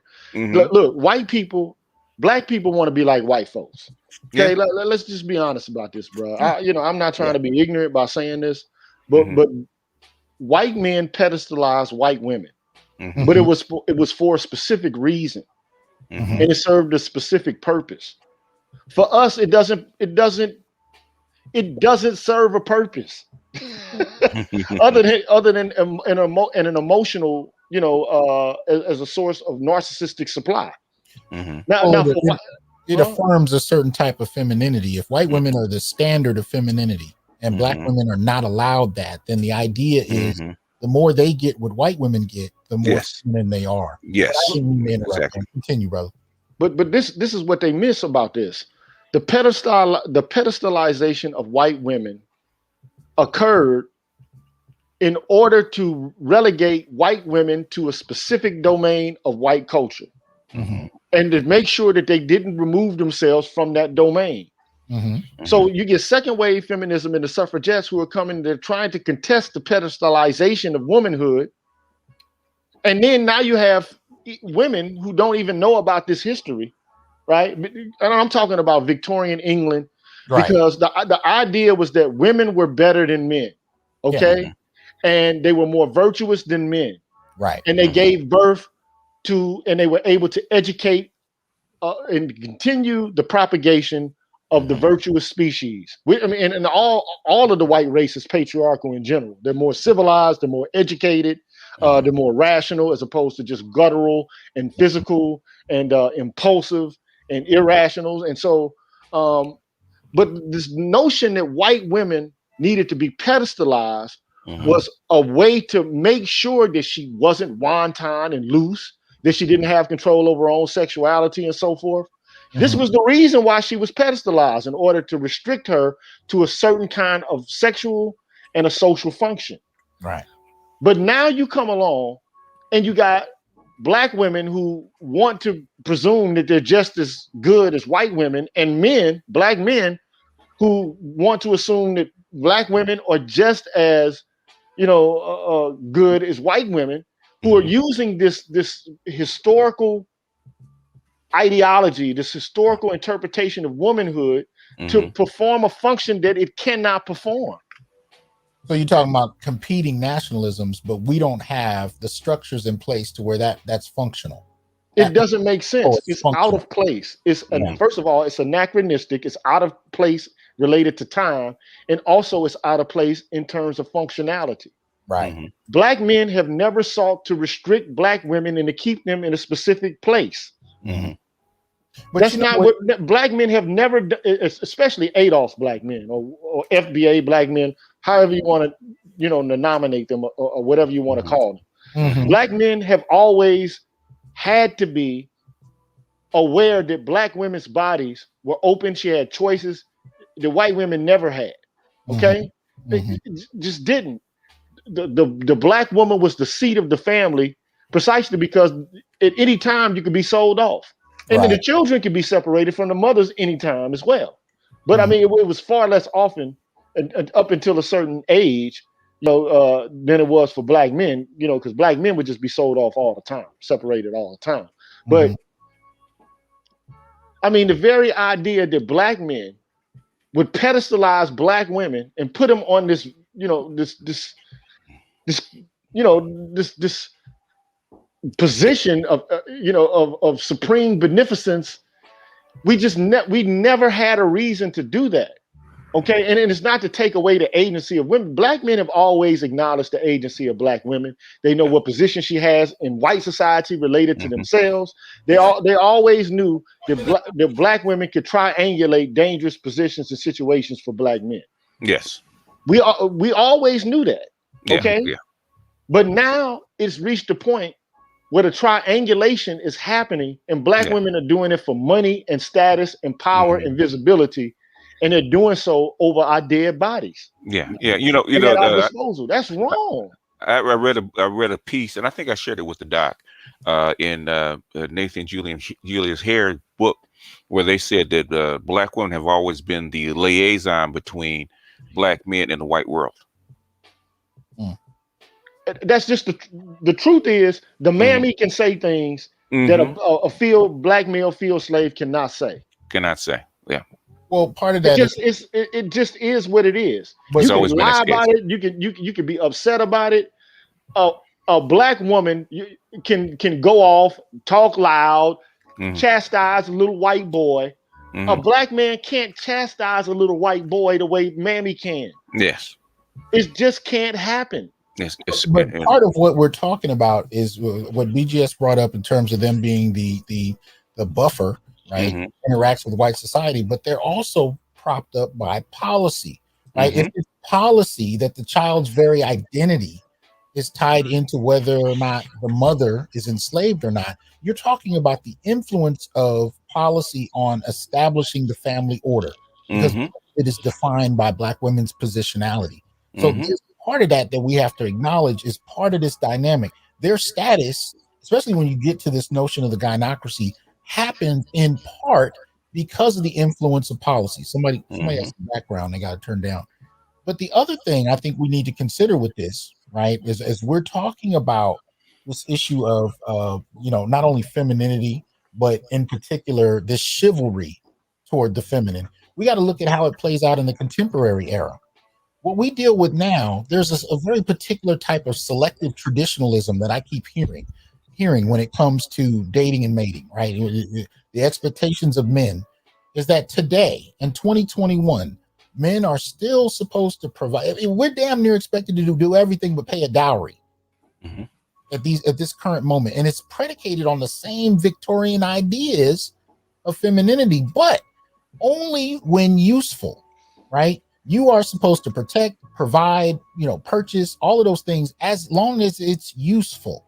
But when it comes to her role, she can do anything she wants, right? She could work full time. She could work part time. She could have children. She could adopt children. She could not have children. She could go to work. She could stay home. She could, like, in how we conceptualize the relationships between men and women, and particularly the structure of the black family. Black women can do whatever they want, and it's socially acceptable. Yeah, men still have the same roles that we've been talking about for generations, and they're predicated on appreciate that, Mojo. They're predicated on these ideas we've been talking about. What did Zora Neale Hurston say? The two freest people in America are who? White men and black women, because they can do what they want. So look, in the Victorian era, if you were a woman, you had to get married. Period. You're not going single and having sex in the city. It ain't gonna happen. Okay. Right. Your pedestalization is predicated upon your purity and chastity, not just because you exist. And it was a way to confine women to not be loose, and to prevent them from, being, what is lionized now, sexually powerful. Because these white men perceive this as the destruction, the breakdown of the fabric of society. Because they thought that the institution that was the cornerstone of society itself was the family. Okay, you eradicate and erode the family, you eradicate the society and civilization itself. Okay, it wasn't about love and it wasn't about sexuality. It was about preserving the stability of Western culture and civilization. Okay, It doesn't matter what you want. It doesn't matter what a woman desires. Her virtue is predicated upon her ability to reproduce and to do so in a specific and in a narrow way. Right. That's why these women were pedestalized during this period. Prior to that, I mean, women were perceived to the Victorian era. Women were perceived as in league with the devil in Western culture. They were considered like, just look at Western culture in general, man. Okay, just look at it. Okay, what you will see again and again and again are accounts and narratives about women being deformed males. Aristotle, Plato being, I guess, one of the only ancient Greek philosophers, you know, if you can consider that Occidental or Western culture, to actually say, okay, women can be just as virtuous as men, but they don't have the same kind of physical power or acumen and shouldn't be fighting in the battles with men, although they should be playing supportive roles and should mate with the best and most virtuous men. But I mean, in the medieval era, come on, man, they put women on, you know, the end of nooses, put them in iron maidens and burned them and did all kind of crazy stuff, just like they did men. Right. Okay. No pedestalization, none of that. Okay. You only see this pedestalization and this romanticization of womanhood when you come to the Victorian era, and it served a specific social function. Okay. But black men, even if you go back to ancient African cultures, you've always seen the lionization of women. Starting with, you know, the Isis and the Horus myth. I mean, the original virgin mother and child. Right. Okay. But she wasn't a virgin, of course. But I mean, she was the original deification of childhood and motherhood and the bond between mother and child. You see that there in ancient Africa from the outset. Okay. Right. But you also see there Ma'at, which is balance, because just as you see the veneration of female deities and the motherhood principle, you always saw those obelisks, which are representative of male phallus power. You always saw that there. There was balance. They're everywhere. Yeah. And just the way the motherhood principle is accepted and revered, the fatherhood principle is accepted and revered because there was a social place for them. All this men are trash nonsense. The Egyptians would be like, "What are you fucking stupid?" Sorry about that saying this. I'm sorry. No, but by the way, I told y'all when I was talking about love and basketball, it would come back in. Notice what he's talking about. The veneration of the father doesn't happen. So even in popular media, especially when we talk about black fathers, you can't have them being exalted. No. You know, but I didn't want to interrupt you, Gigi. I'm just saying what you're saying is definitely dead on because we're even seeing it in the contemporary era. We can't have the kind of balance you're talking about. But it's also, look, the veneration and pedestalization of womanhood requires patriarchy. Yes. Without it, you don't have it. Yes. I mean, you have to have it. You have to have patriarchy in order to have the pedestalization of women. Otherwise, if they're running shit and doing everything and getting their hands dirty and making the money, and they're fighting wars and carrying swords, that's vicious behavior. That's rape, kill, plunder, and conquer. Now, either you're going to be affiliated with that sort of shit or you're not. Are you going to rape, pillage, and plunder? Or you're going to be like a mother and you're caring and nurturing? Which one is it? You can't be everything all at once. This Shaka Khan shit is out of hand, man. It's a Shaka Khan. It's out of hand. They're trying to do too much. And you're right. Feminism depends upon chivalry. Yes. It depends upon men stepping back and allowing women to have their way because it assumes that women are more virtuous. At the very self-same time that women are asking not to be pedestalized, they're playing this game, this obviating, oscillating game. They want to move back and forth between being strong and vigorous and being a damsel. That shit can't work forever. This and this is why men are pushing back. But it's not men in formal spaces that are doing this. It's men who are actually impacted by these policies, who are actually experiencing narratives which are the contrary of those which have been etched into the popular culture through media and through the academy. Mhm. Women are, now that women are earning money and have freedom and have power of institutions in ways that men don't have, they're using power in less than beneficent and merciful ways. They're human beings, man. Mhm. And yeah, you don't pedestal. Look, at the same time that women required, even in the Columbia River Collective, they said we don't want to be pedestalized. We want to be treated just the same. But they don't want to be treated just the No, same. they Right. can't. Yeah. And that's why I was talking about selective traditionalism. They don't want to be treated the same.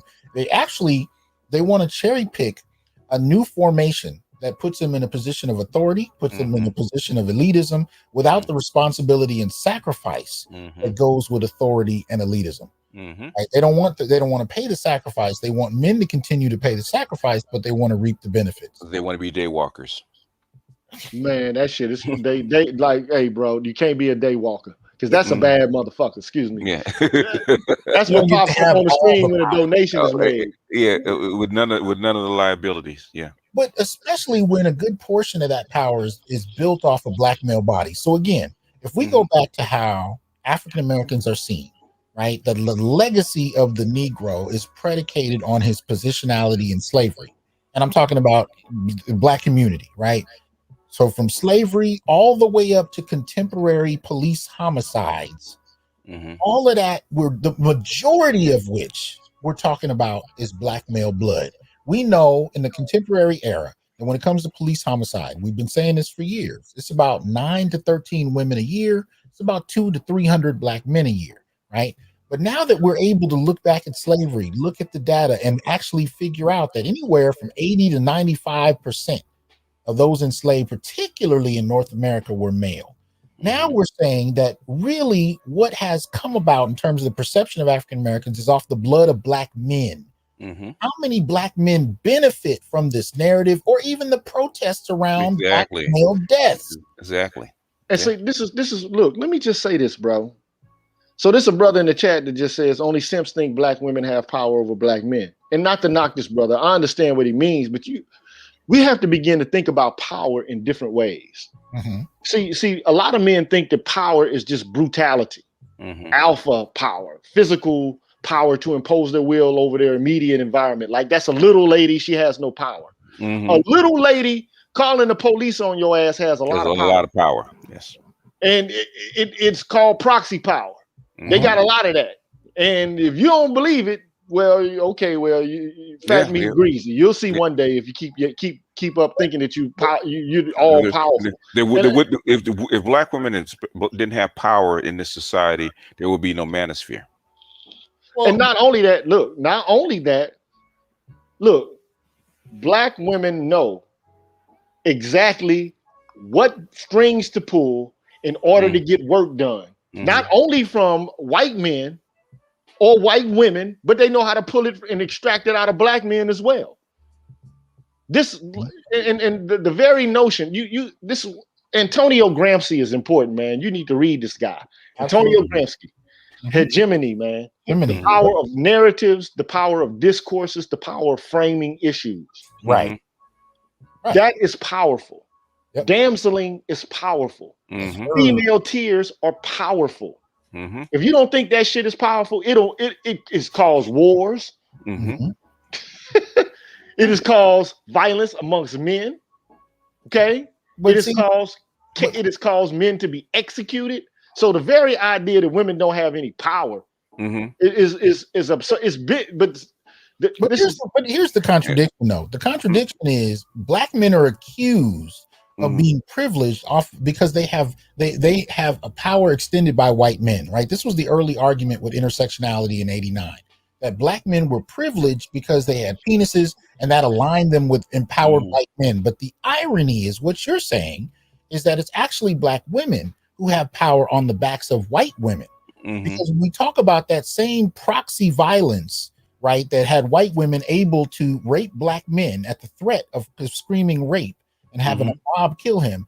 Now you can go to jail off of a false accusation simply because she called the police. There's a brother who reached out to me 2 weeks ago, called me. I may have mentioned this in another show, but bear with me. He called me and he said, "You know what, Doc? I finally see what you've been saying." He said, "My boy, who's over 50, mind you, was recently sent to jail because his girl called the police and made up a charge. And the reason she made up a charge was because he came home late. So this man went to jail off of a false accusation based on a black woman calling the police because she was angry at her man. The entitlement whereby you can know that calling the police will result in that. Use it as a controlling mechanism comes from policy, but that policy practice that advocates for you to have more power to where the police knock on the door and it doesn't matter what I say, I got to go to jail simply because you made the accusation. That comes from white women developing that positionality that you spoke to earlier, Gigi, during slavery, where they're pulling from Victorianism, but applying it in an American context. Right? It's the same dynamic, but it's from first wave feminism all the way through. You're seeing this extension being given to black women, and my issue is that now you have black women who openly enjoy this power, refuse to acknowledge that they have it, let alone where it comes from, use it at will and at whim as a controlling mechanism or even a punishing mechanism for black men, but then we'll step back and say, I don't know what you're talking about. I have no such power. We're all the same. We're all black. We were all enslaved together. We went through civil rights. We're here together. We're all, and I've had women tell me this. We're shot and beat in the streets at the same rates. We all go through it together. I got into a debate several years ago with a woman about protests. And she said, well, we all carry the same threat of being killed like Michael Brown. I said, you are bullshitting. Well, look, even to this day, this was 2016. I said, to this day, if black men show up at a protest in the same numbers as black women, the police show up in riot gear. They do. But there's no acknowledgement of the difference. And this is why I keep coming back to flat blackness and even flat maleness. There's no acknowledgement that there's a difference between black men and black women's experiences. And we don't want to disaggregate the data, even in the field of Africana studies, black studies, Pan-African studies, whatever aspect of the field you want to look at. We are not incentivized or motivated to disaggregate the data. Much of the time, we don't even think to do it because of how we're trained. But in addition to that, were we to do it, often we would find women in a position that would be either embarrassing based on today's sentimentality about what men and women should be able to do at equal numbers, or there would be no women to talk about depending on the conversation. And we can't have that in 2021 because unless it's, women either equal to men or outshining men, it didn't exist. Right. It didn't exist. That's where we are. But, we got to get out of that where we are because, like I said on the show about Tulsa and racism as black misandric aggression, or the massacre there as black misandric aggression. Look, just make this perfectly clear, man. Women are gaslighting us in this regard. This is a relatively recent phenomenon that, was the offshoot of white feminism. And we know this because black women during the civil rights era had no problem knowing this. I mean, because they were actually, right smack dab in Jim Crow. So they knew, they were right there. Okay. There's no equivocation. But my mother knew this. I mean, she sat me down with my cousin and said, okay, that's a girl. She's pretty. You're a black boy. Boy, you got 3 strikes against you. You're young, you're black, and you're a male. It's going to be a problem for you in this culture, in this society. They're going to have their targets on you. She can find a husband. She's going to be all right. You're in a heap of trouble, boy. That's what they told me. My grandmother and my mother sat us down and had to talk about race. Now today, they're having different conversations. They're having conversations about, well, you're not going to be seen and you're not going to be able to move up the corporate ladder. And there's going to be so many opportunities that you miss because you're a black woman.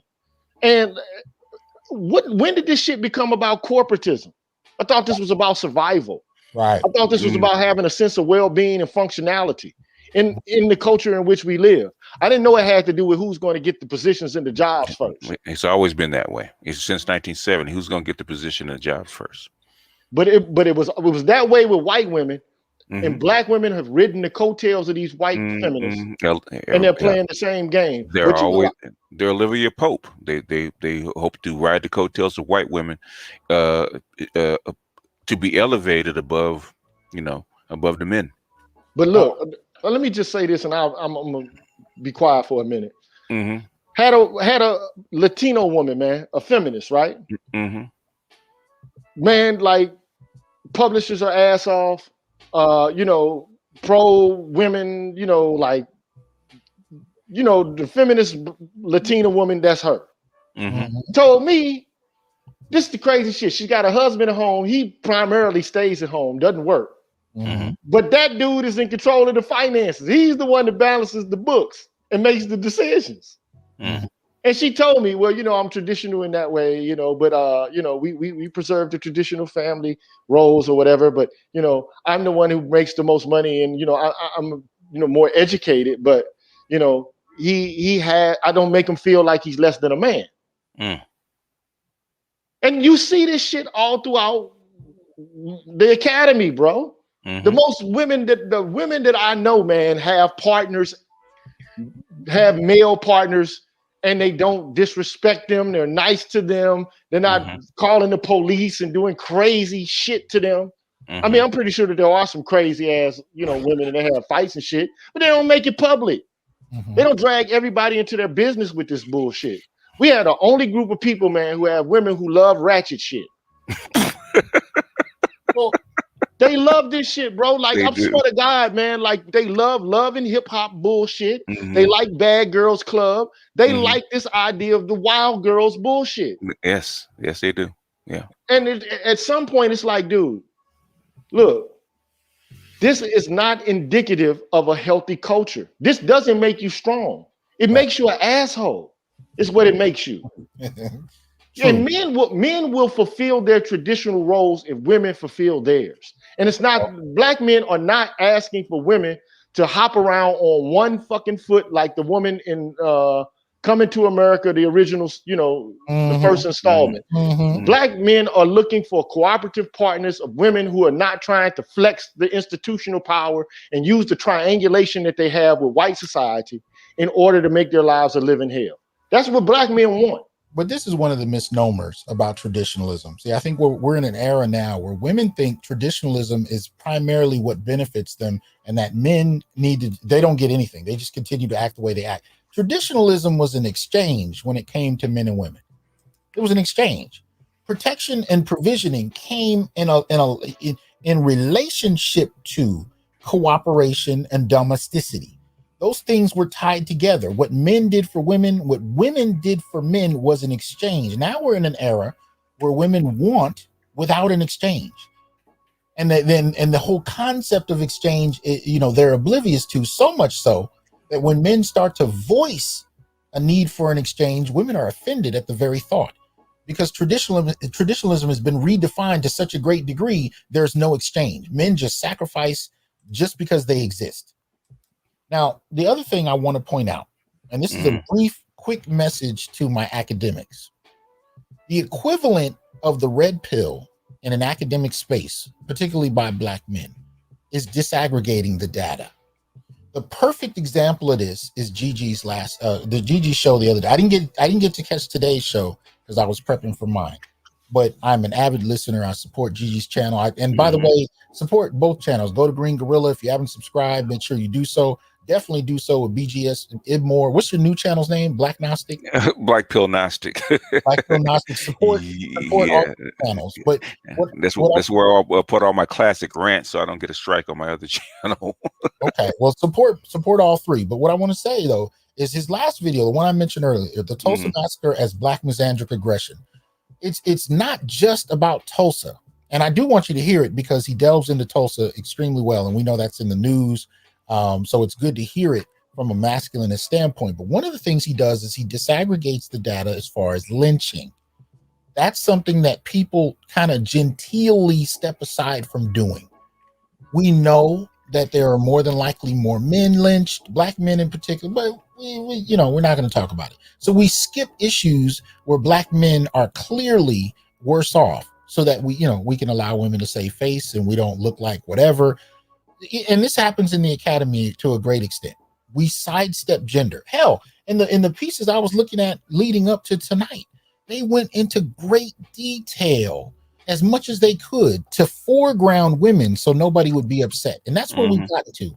We're so worried about blowback that we sacrifice historical accuracy. What I want you to do, if you are in the academy, is disaggregate the data, particularly on gender. And when you find Black men in a position where they're in the largest numbers, especially vulnerable to something, don't sidestep it, don't sweep it under the rug. Actually watch Gigi's video, because the way he disaggregated the data and talked about lynching, you get to the crux of what the issue is. And you can't walk away from that video saying, wow, Black people were lynched. No. Black men. Now, it's not to say there weren't any Black women. I mean, that's one of the things I noticed that Black men are willing to do. We don't mind qualifying for the extent to which it happened. We're just saying at the end of the day, when you look at the numbers, how do you pretend like these numbers aren't happening? See, this is the frustration I've had with this, because even in graduate school, for example, if we talked about incarceration, we talked about Black incarceration. And the subtext was that women and men are both incarcerated to the same degree, and it's horrible. It wasn't until after our grad school where I was like, damn near 900,000 Black men incarcerated and 65,000 Black women. And we're talking about both of us? How exactly did Black men's numbers become open and available to the Black experience, but not specific to Black men themselves? Blame Gucci boots. There we go. Swinging that fence over the fence. Repression. Yes, sir. And if that's what she did, how do we describe the Black women that followed suit? The same thing. Sacrifice their own fathers and grandfathers' memory in order to do so. There was a brother that wrote in on my comments today on one of my I think it was one of my community posts. And he actually it was my video from earlier today where I was asking the question, are Black men appreciated? And one thing he pointed out is that his family had damn near erased the memory of his grandfather, venerated his grandmother. So Big Mama is venerated. Big Papa died 20 years ago. And he bought that house that the family lived in off of his blood, sweat, and tears, but he's erased from familial memory. Yeah, I don't like my maternal grandfather. I don't even know his first name. God damn it. Man, I'm 62 years old. I don't know his first name. My mother has never spoken her father's first name. That's crazy, man. I don't even know his first. I know his last name because my mother carried it. But other than that, I don't know his first name. Don't know anything about him. Yeah, that's crazy, man. And look, let me just say, I've said this before. We're arriving at a point where men are beginning to wisen up and say, look, enough is enough of this. Look, we can admit that like women go through things, men go through things as well. Okay. And we're not being crybabies and we're not being effeminate by discussing what we're going through. Okay. Wait a minute. I'm sorry, Gigi. I'm sorry. I'm still fucked up behind what you said, BGS. And what's getting me is how many men in the comments are writing same here, same here. Yeah. God damn. Yeah. I do not know. I do not know my grandfather's first name. I don't know anything about him. In fact, I know my great grandmother's name. And her stories more than I know my own grandfather's name and stories. Don't know anything about him. As far as my memory, he's a ghost. Okay, I know I had to have one. A grandfather and a great grandfather. I have no clue who they were. Even my own grandmother never spoke about her father, ever. She don't speak about her own. What is this? Like what? I don't. It's such a deep matriarchy, right? That after a certain amount of years, the Black men just disappear from history. Like I said, I was my grandmother's favorite, and she used to tell me stories about her when she was a little child and about her mother and stuff that she went through, and but as far as her own father, she never even. I don't even know his name. Now hold on. For my inner light listeners who can't visibly see the chat, what we're seeing is, after BGS stated that, you got people writing same. You got people writing, wow, where is it? Same here too. Same here. Shaking my head. I don't either. Right. My grandfathers were both dead before I was born. I met my granddad on my dad's side once. Same here. I don't know my grandfather's name. Same here. Same here. I don't know my maternal grandpa at all. I don't know either of my grandfather's names. My father doesn't even know what year his father was born. Yep, my great grandfathers, I don't know who they are. Like, I'm just looking at this. We get thrown away.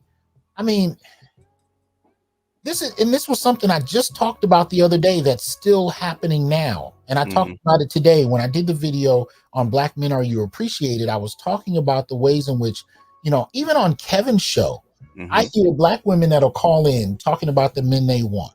And Kevin will ask, was your father at home? And some of those women will say yes. Well, what was he like? Well, he worked and he took care of us and this and that. Well, do you want a man like your father? No, he doesn't make enough. Or, are you talking to your father about dating? No, not at all. But there's almost an obliviousness to the fact that he was present, as if they weren't. And then 9 times out of 10, if you dig deep enough, you find other men who stepped up to sacrifice, and they are treated the same way. Don't get me started on stepfathering. Really don't get me started. We think fathers are ignored. Don't get me started on stepfathers. But so what I'm saying is the absence, the obliviousness, the disappearance of the father is not just happening historically. It's still happening. Yes. Yeah. The men that are still there. Some of y'all got men who are paying bills to this day. And I'm talking men and women. And you don't even know their names. Or their father's names. Yeah. The only thing that Black women did do is would actually give their children, no matter whether they're married or not married, we actually give their children the father's name so they would have a genetic memory. And so that they wouldn't run across somebody that was related to them and actually have kids. So they would actually give, so like my grandmother, she, her first husband, I don't even know what her first husband's name was. His first name was, right? But the thing is that she married like 3 times, and she had 4 sets of kids by 4 different men. And she would actually, so you have a family that has 4 different last names. But the thing is, the only thing you know about these men is the last names. Absolutely ridiculous. Most of my aunt, she has 9 kids. My aunts and my uncles cannot tell you anything about their fathers.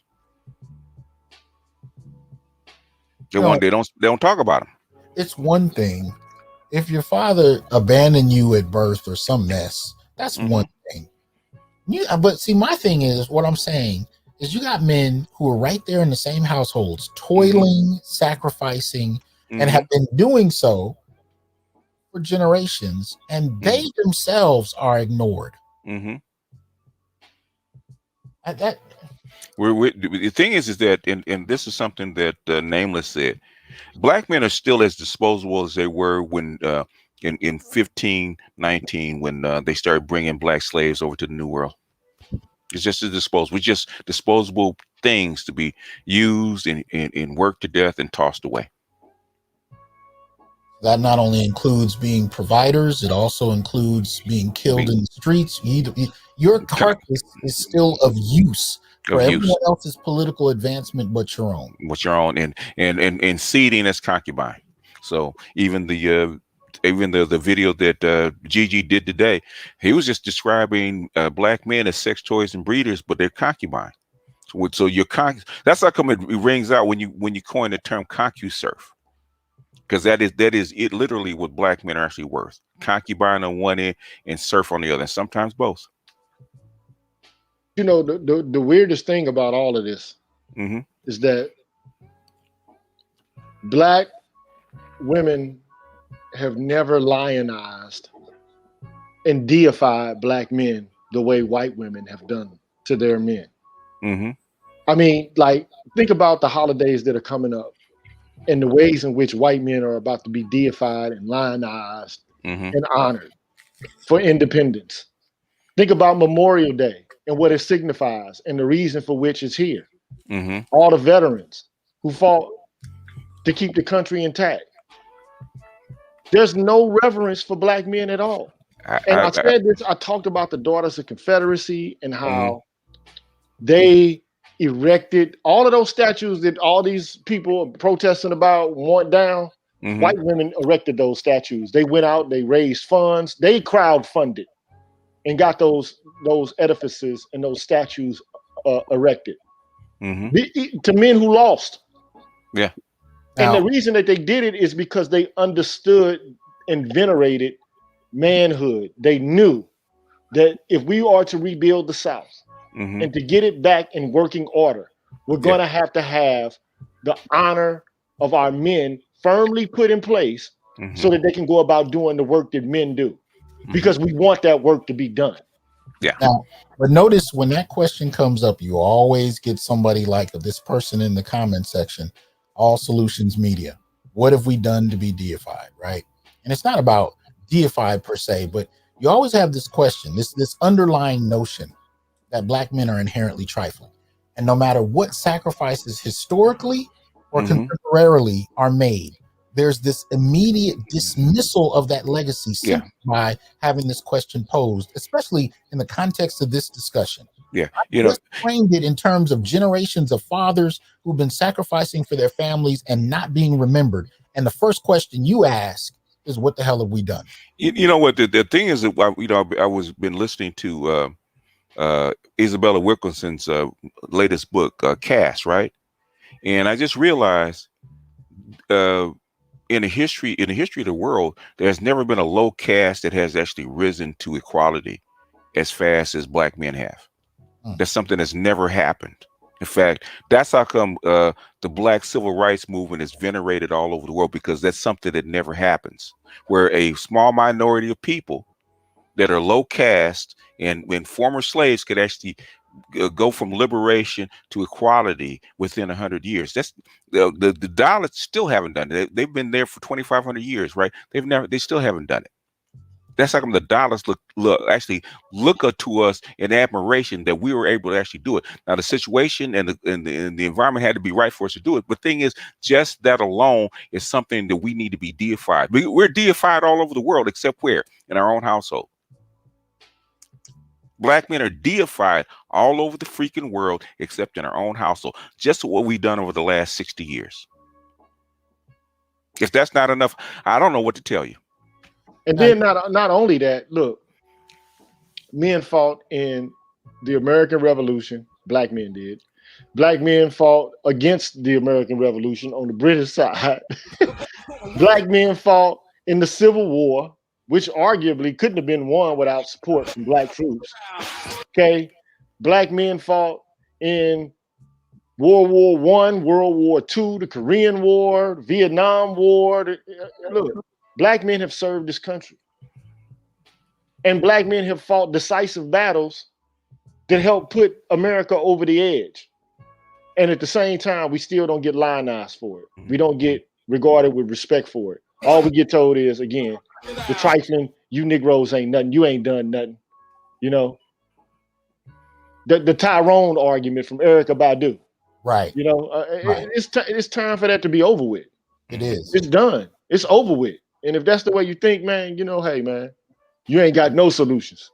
I'm just keeping it 100. Like, you know, at the end of the day, black people have to learn history, and not the way it's taught in high school or college, because they teach history from a Eurocentric point of view.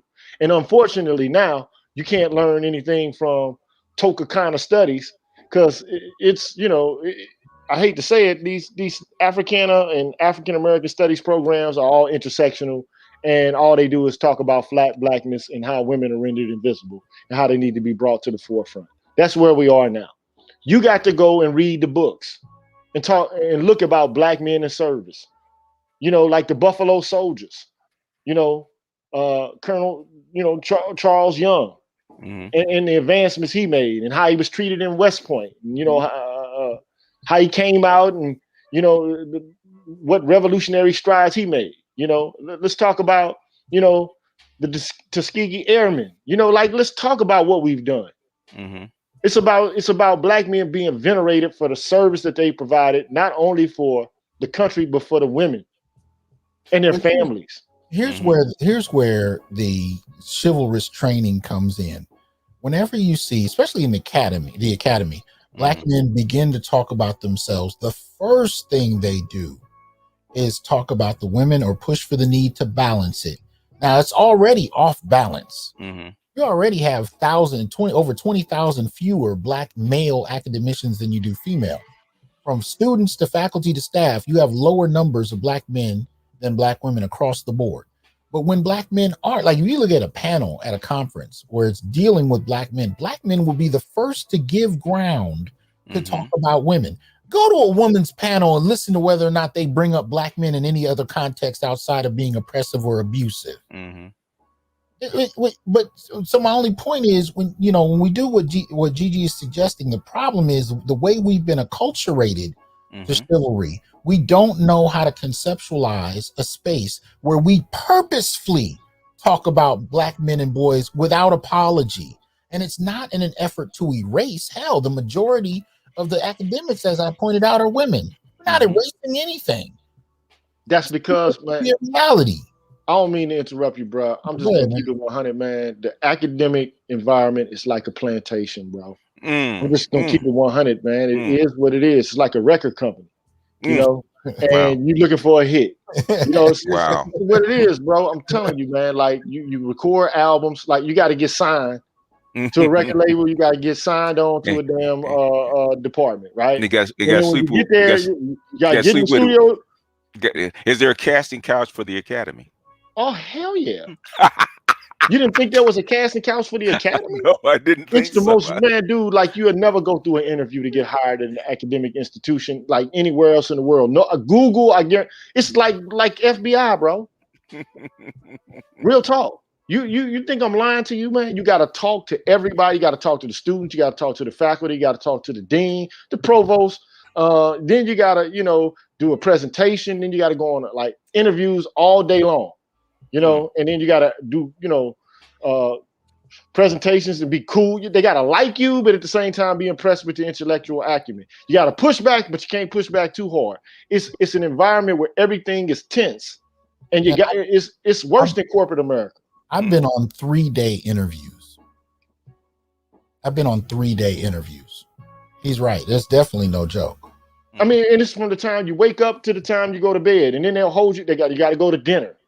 So they want to see you in all of these different environments and how you handle yourself and how you're able to, fit in with the department, because it's like they're really actually hiring a family member. They're making you part of their pack. Okay. It just is what it is. Okay. And oftentimes, they're hiring you because it's a token slot if you're black anyway. But look, this is the same thing that happens with publishing as well. This is why it's difficult. And that's why even the way black men have taken to YouTube and social media in general is somewhat of an anomaly, because we're barred from so many other spaces. Try to get a piece published today. I don't care if you're talking about a journal or a book, going to a press, especially a university press, and try and get some work published that explicitly focuses on black males without conceding space to black women, without catering to them or the feminist argument, and watch how quickly. Look, I'll be the first one to tell you, I love my brother's work, Tommy Curry, but I'm gonna tell you, the Man was not supposed to be published. You know why that book was published? They didn't fucking understand what he was talking about. I have had conversations with Tommy and we laughed about it. They didn't understand what he was actually saying until that book was in press.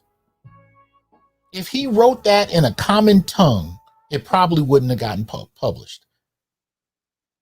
Yeah, I mean, he refers to a lot of arcane literature, but I mean, in philosophical concepts, and but one of the things that I noticed, man, is that people don't like his tone. Like, people talk about Tommy Curry and they talk about his tone and his unapologetic statement of what he considers to be facts about race and gender. And look, bro, man,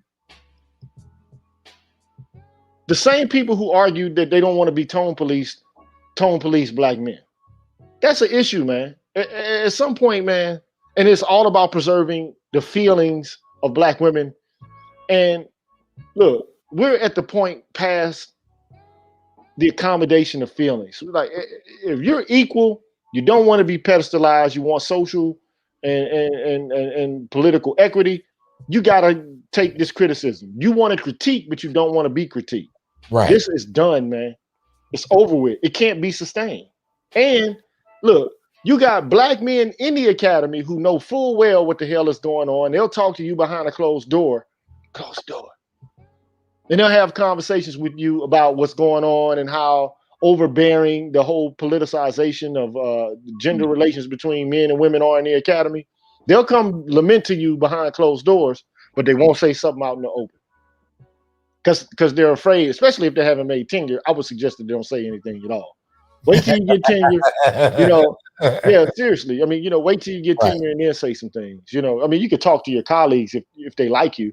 But if they don't like you, don't say anything, man. Just do what you got to do until you make the tenure and then start talking about that stuff. But it's so many pitfalls and traps and quagmires out there for you as a black male scholar, man.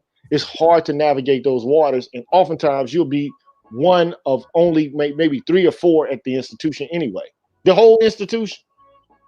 Well, what I would also tell grad students as well, or, people trying to go into the academy, brothers in particular, make sure when you finally are ready to speak up that you are content where you are, because I don't care if it's a Facebook post, YouTube video, whatever, the work you do in terms of black male studies and it's not about being derogatory. You can do it, and be completely, speaking in the proper framework with the proper tone, as you say.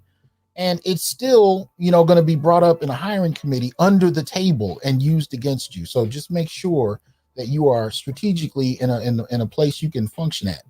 Oh,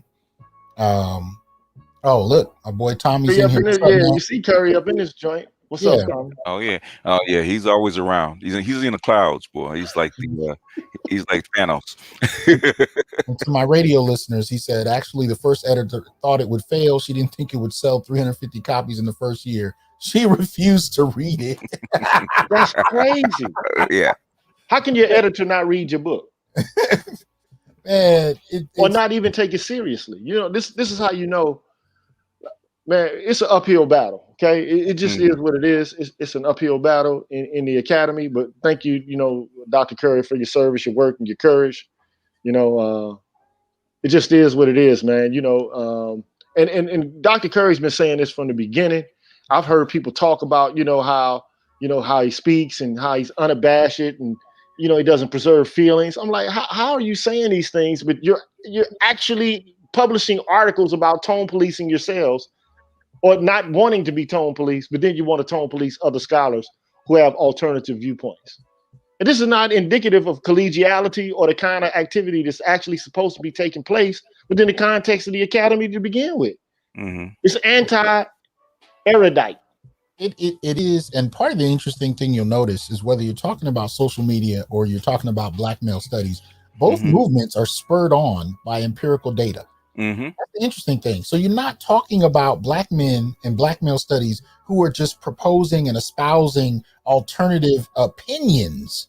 They're proffering ideas predicated on accurate historical accounts or data, which is a very different thing, but it's treated the same way, as if it's just, a countering opinion to say whatever, feminist rhetoric has been posted. No, these are brothers that are actually prioritizing accuracy.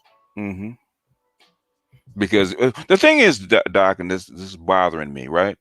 The people that question your information or question my information never give a source, right? But they want me to give up multiple sources, multiple documents. But the thing is, when I ask them for a source, they say they don't have to have it,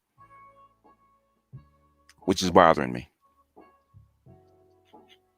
Yeah, and look, I wouldn't be bothered by it, man.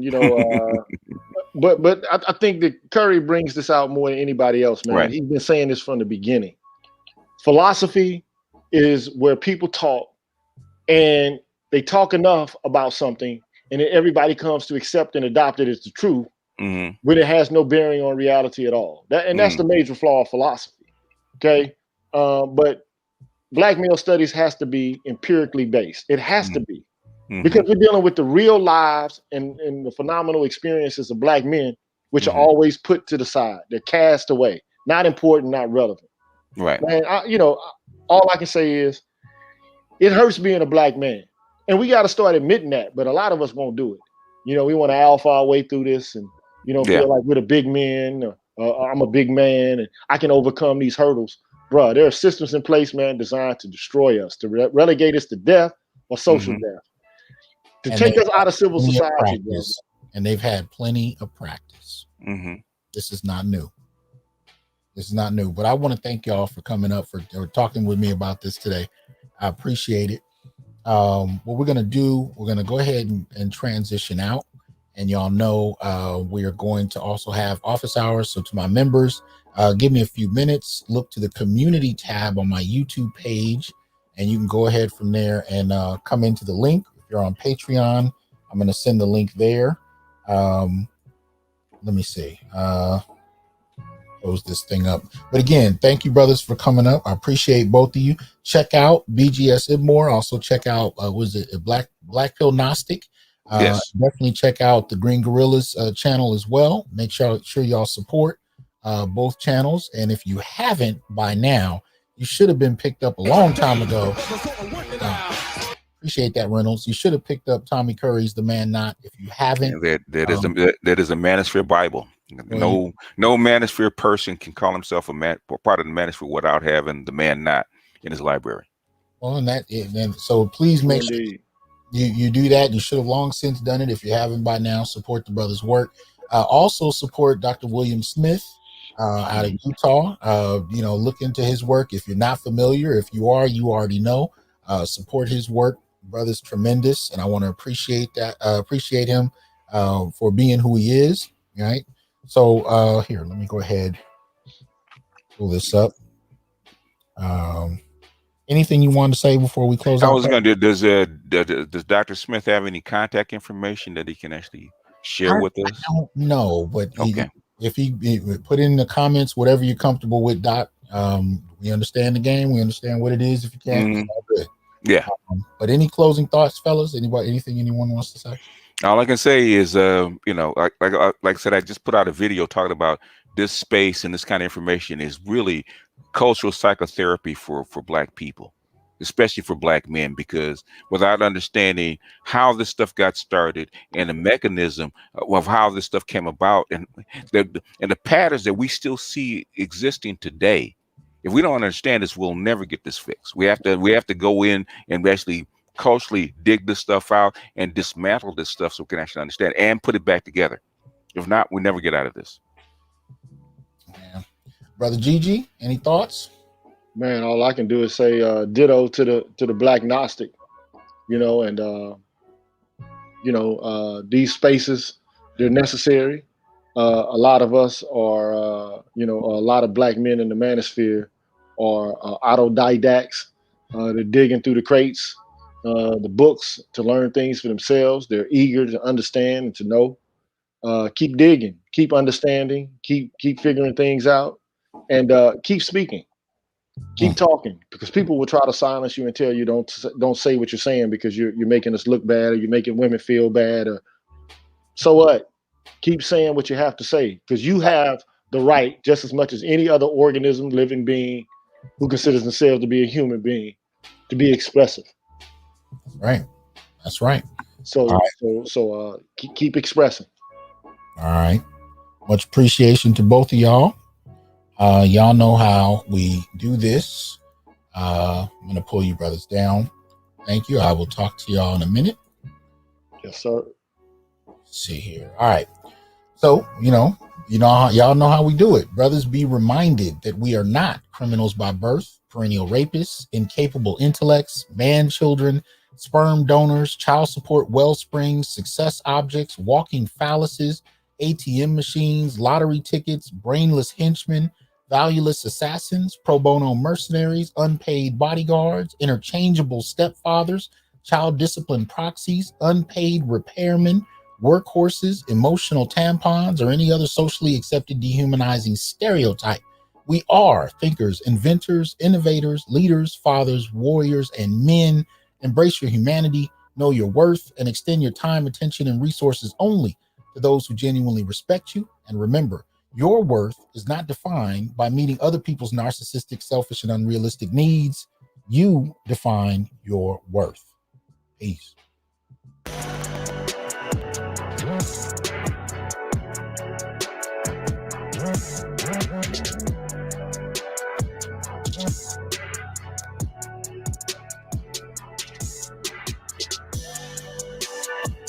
Yes.